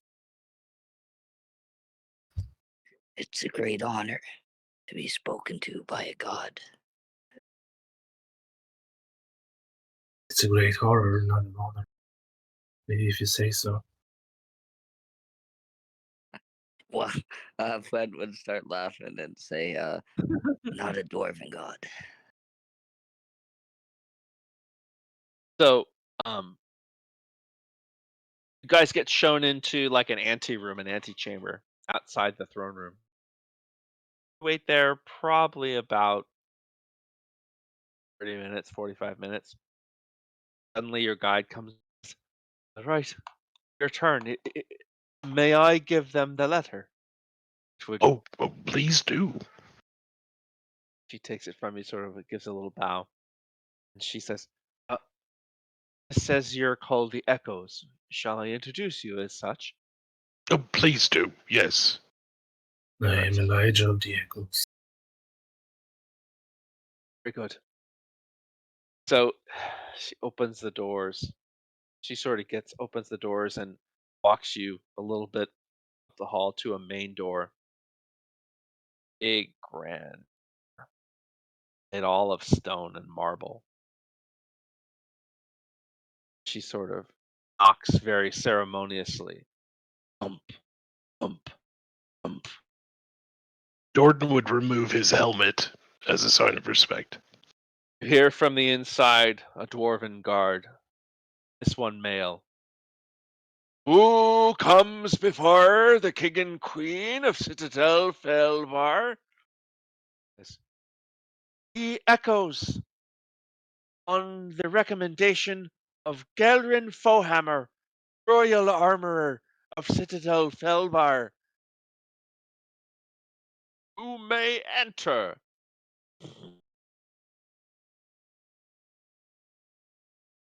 Holy shit. I enter. Hopefully, no more Doors speaking enter. statues. You see on either side Hmm. big columns. You're in a room that's maybe 50 ceilings, way high up there. It's vast, a cavernous room. Huge, massive fireplaces against each wall, like double or triple the width of a normal fireplace. Just big roaring fires. And as you walk towards, you see sitting on crowns right next to each other, a male dwarf, all gray beard, gray of hair, and a female dwarf, also gray of hair, but she seems to have a little sparkle in her eye, a youngness to her. You Jordan said would they're kneel. sitting on crowns. Is that accurate, or did you mean Nope. to say thrones? Okay. I meant to say thrones. Okay. Not sitting on crowns on the ground. Seeing Gwen- Sitting on Jordan, thrones. seeing Jordan Gwen would kneel, also I will kneel. follow suit. Ludwig would give a proper bow that he was taught to do, and then he would kneel. Yeah. You had So- to look around confused. Sangar is gonna kind of hit you in the thigh. Kneel. You this up. Not As you do- hard. He's hitting you like just kneel. It's the queen that actually speaks, and she says, "Guys," echoes of Faerun. Jordan does. Mm-hmm. She reads the letter, and as you're standing there, she actually just reads the letter, the whole thing. I'll stand back up. But she doesn't read it aloud. Oh, she's just reading it to Oh. herself. Okay. You guys are just standing there. I'm gonna. Jordan would look around. Gwen is like standing at attention. I'm gonna lean a little bit towards Elijah. If you see us kneel, kneel. If you see us walk, walk. If you see us stand, stand. If they call us by name to move, let us move. She Don't smiles kneel and she back says, down. "Impressive." Hands the letter to the king, who begins to read it himself. Says, Master Fohammer has written only 2 recommendation letters. Hire hundreds of years as our royal armor. Should feel honored, as Oh, I'm that quite I sure do. you are worthy. Quite sure that you are worthy of said honor. He's a fine dwarf. That he is. And it's very hard to say he's the finest blacksmith alive, but he may be. It's an argument. King by now has finished reading, and he says, "Well, the first thing I'd like to do is thank you for beginning to wage this war on the giants. And to do that, I'd like to give you a gift." There's a little chest between them that you hadn't noticed till now. He reaches down and he pulls out 2 figurines of golden lion. One male with a mane, one female. Yes. I'd like you to keep these. He throws them, and as he throws them into the air, they literally transform into into two real lions. Like literally, as they're in the air, just and they sort of start to stalk towards you, like.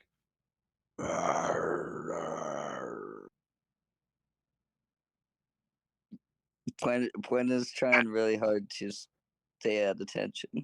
They're looking a little, and he lets them get a little bit close, and then with a smirk, he says, "Hold." They stop immediately.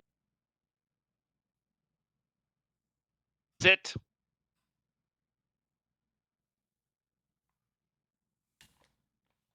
Meet your new masters.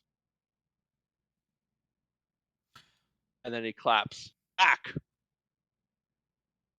The lions turn and leap into the air, and as they leap into the air, they turn back into the golden figurines. That just Well, it's a mighty fine trick. he steps forward and he says, "It's your trick now." And he hands them both to you, Dorton. Oh, thank you. Do they have names? Well, we sort of like to call Uno them Mr. reverse and card. Miss. We sort of like to call them Mr. and Mrs. But they're yours now. You can name them whatever you like. I should warn you, should these lions die in their animal form, they will be dead. They shall not return. But as long as they are yours, they will fight alongside you and obey your every command. They will understand every language that you speak. They will follow you to the ends of the earth. Well, we shall endeavor to make sure that they stay safe. He turns to you, Ludwig. Looks like you're about to speak. Oh, sorry. Would they by chance work as some kind of with some kind of trigger as opposed to us just saying for them to come out? Like, have you ever tried using them to guard a location? I imagine you could use them however you like. Normally, I just throw them in the air. I actually haven't had to use them. But I do know they'll obey my commands. Eat when I say to eat, sit when I say to sit, sleep when I say to sleep. I've spoken to them in both Common and Dwarvish. They are yours. So say above that table, these are called figurines of wondrous power. Oh Wow. shit. Figurines of wondrous power. Hell yeah. I think it would be metal as fuck if we put those once we restore the mansion back in Phandalin in like the entrance hall and have them just be like watchers of the fucking Echo's like main hall, the Echo Chamber. That would involve us putting gold into the mansion, which none of us have done. Yeah. We also only get like, you know, a couple hundred gold at a time. We need a big job with like a big payout. Wait, Like so the you Weevil. mean the Like The Weevil? Weevil. So the king goes and sits down and he says, well, in terms of recommendation from Master Fohammer or business associates, I understand you've something to tell us in terms of information, and I think we've something to ask you as well. We do. And it is a pleasure to meet both of you. I think the best one situated for giving you the information would be Ludwig. And I'll give a small bow and like gesture for Ludwig to walk forward. A little nod. He'll walk forward. Yes, Ludwig Adlaib. liaison of the Lord's Alliance, actually. We have we have been on the road a while now, and we are trying to tackle the emerging giant problem. Have you heard of the situation going on outside of this citadel? Indeed, we have. Yes. Well, we've been tackling these giants one at a time, and we've come across information post-combat mentioning that these giants are for some reason trying to keep people from reaching this citadel. They had set up blockades along insert road name here, DM. Trying Robin to Road. keep people. Yep, that's the one. Trying to keep people away from this citadel. As for why, we're not exactly sure, but they also did mention, was it a keep or something, or a forge? The DM? forge. The forge north of here, in the Ice Peaks, Iron Slag. Yeah, there you go. Iron Slag. As soon as you say Iron Slag, Dordan, the king almost says it at the exact same moment as you. Iron Slag.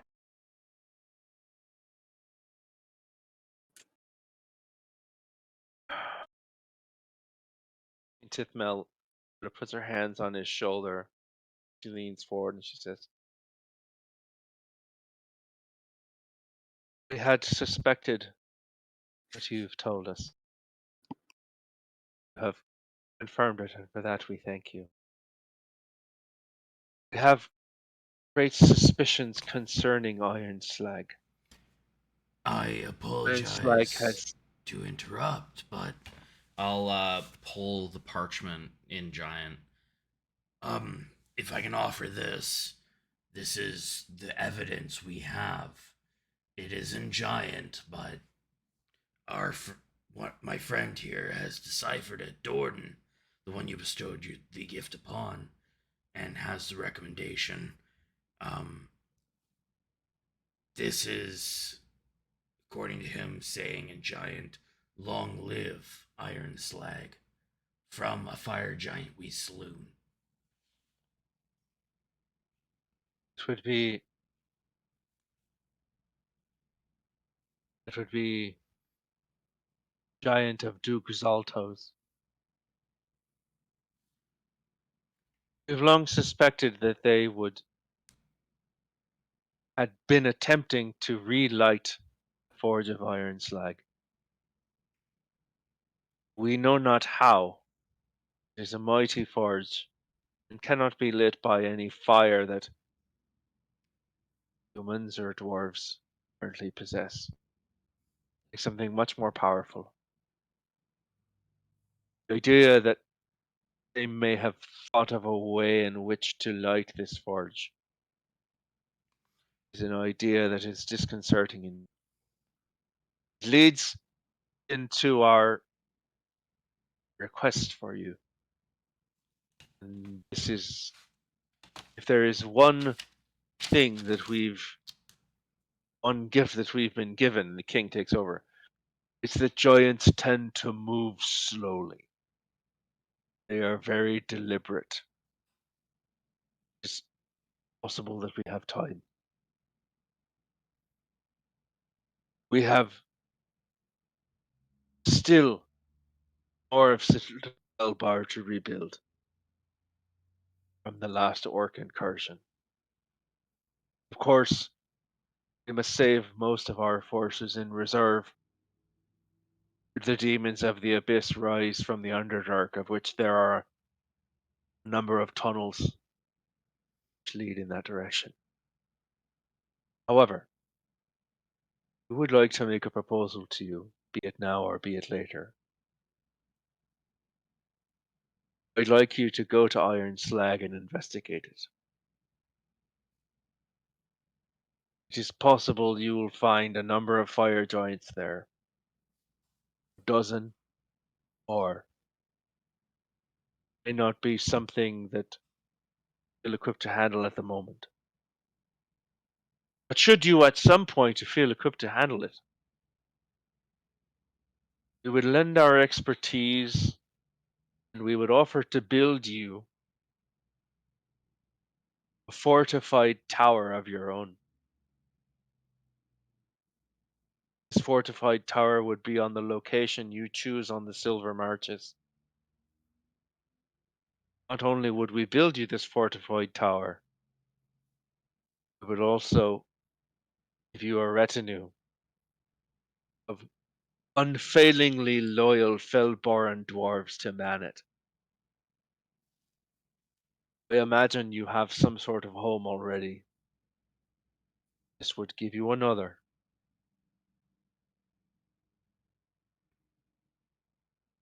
I would But be we honored. ask. I thank you, Erpwen. What I ask is no mean treat. If you were to ask me, could you come back alive from Iron Slag? I don't know what I would say. I do know it's a threat. And someday, maybe next month, maybe 6 months or a year from now, fire giants, whoever they've allied with, will succeed. And if they're able to light that forge,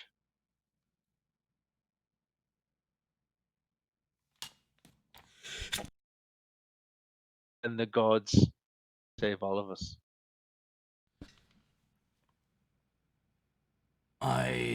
Perhaps the gods could use some help. They smile, kind of smile at each other. Perhaps so. Even the great Morden cannot do all it is for us. Do for ourselves. Just at that moment, doors burst open in the back. Your guide runs through and says, I'm, she bows very quickly. I'm sorry we have, there's a letter for them. For us. It was delivered by a human at the gate and passed this way. I don't know who knows you're here. It clearly says to the echoes. Dorden. You want to see what Dorden that would- says? Dorden would take it. Is there a seal or anything on it? Anything to indicate? It's from Lord's Alliance. I would open it. Says the echoes. I bid you 2 pieces of news. Glance down to see that it's signed Theoris Erlenthar. I give you 2 pieces of news. Piece of news number 1. The 3rd conch shell of fire has been found. It is also, how would the kids say, a dud. This is bad news. Better news. Outside the town of Beliard, south of here, notices have been put up, suggesting there is a hill giant in one of the old towers outside it. I do not know where this letter will reach you, as I have sent several copies from multiple places. I would ask, when it is convenient and hopefully slightly before, you would find your way to Beliard. Investigate this giant.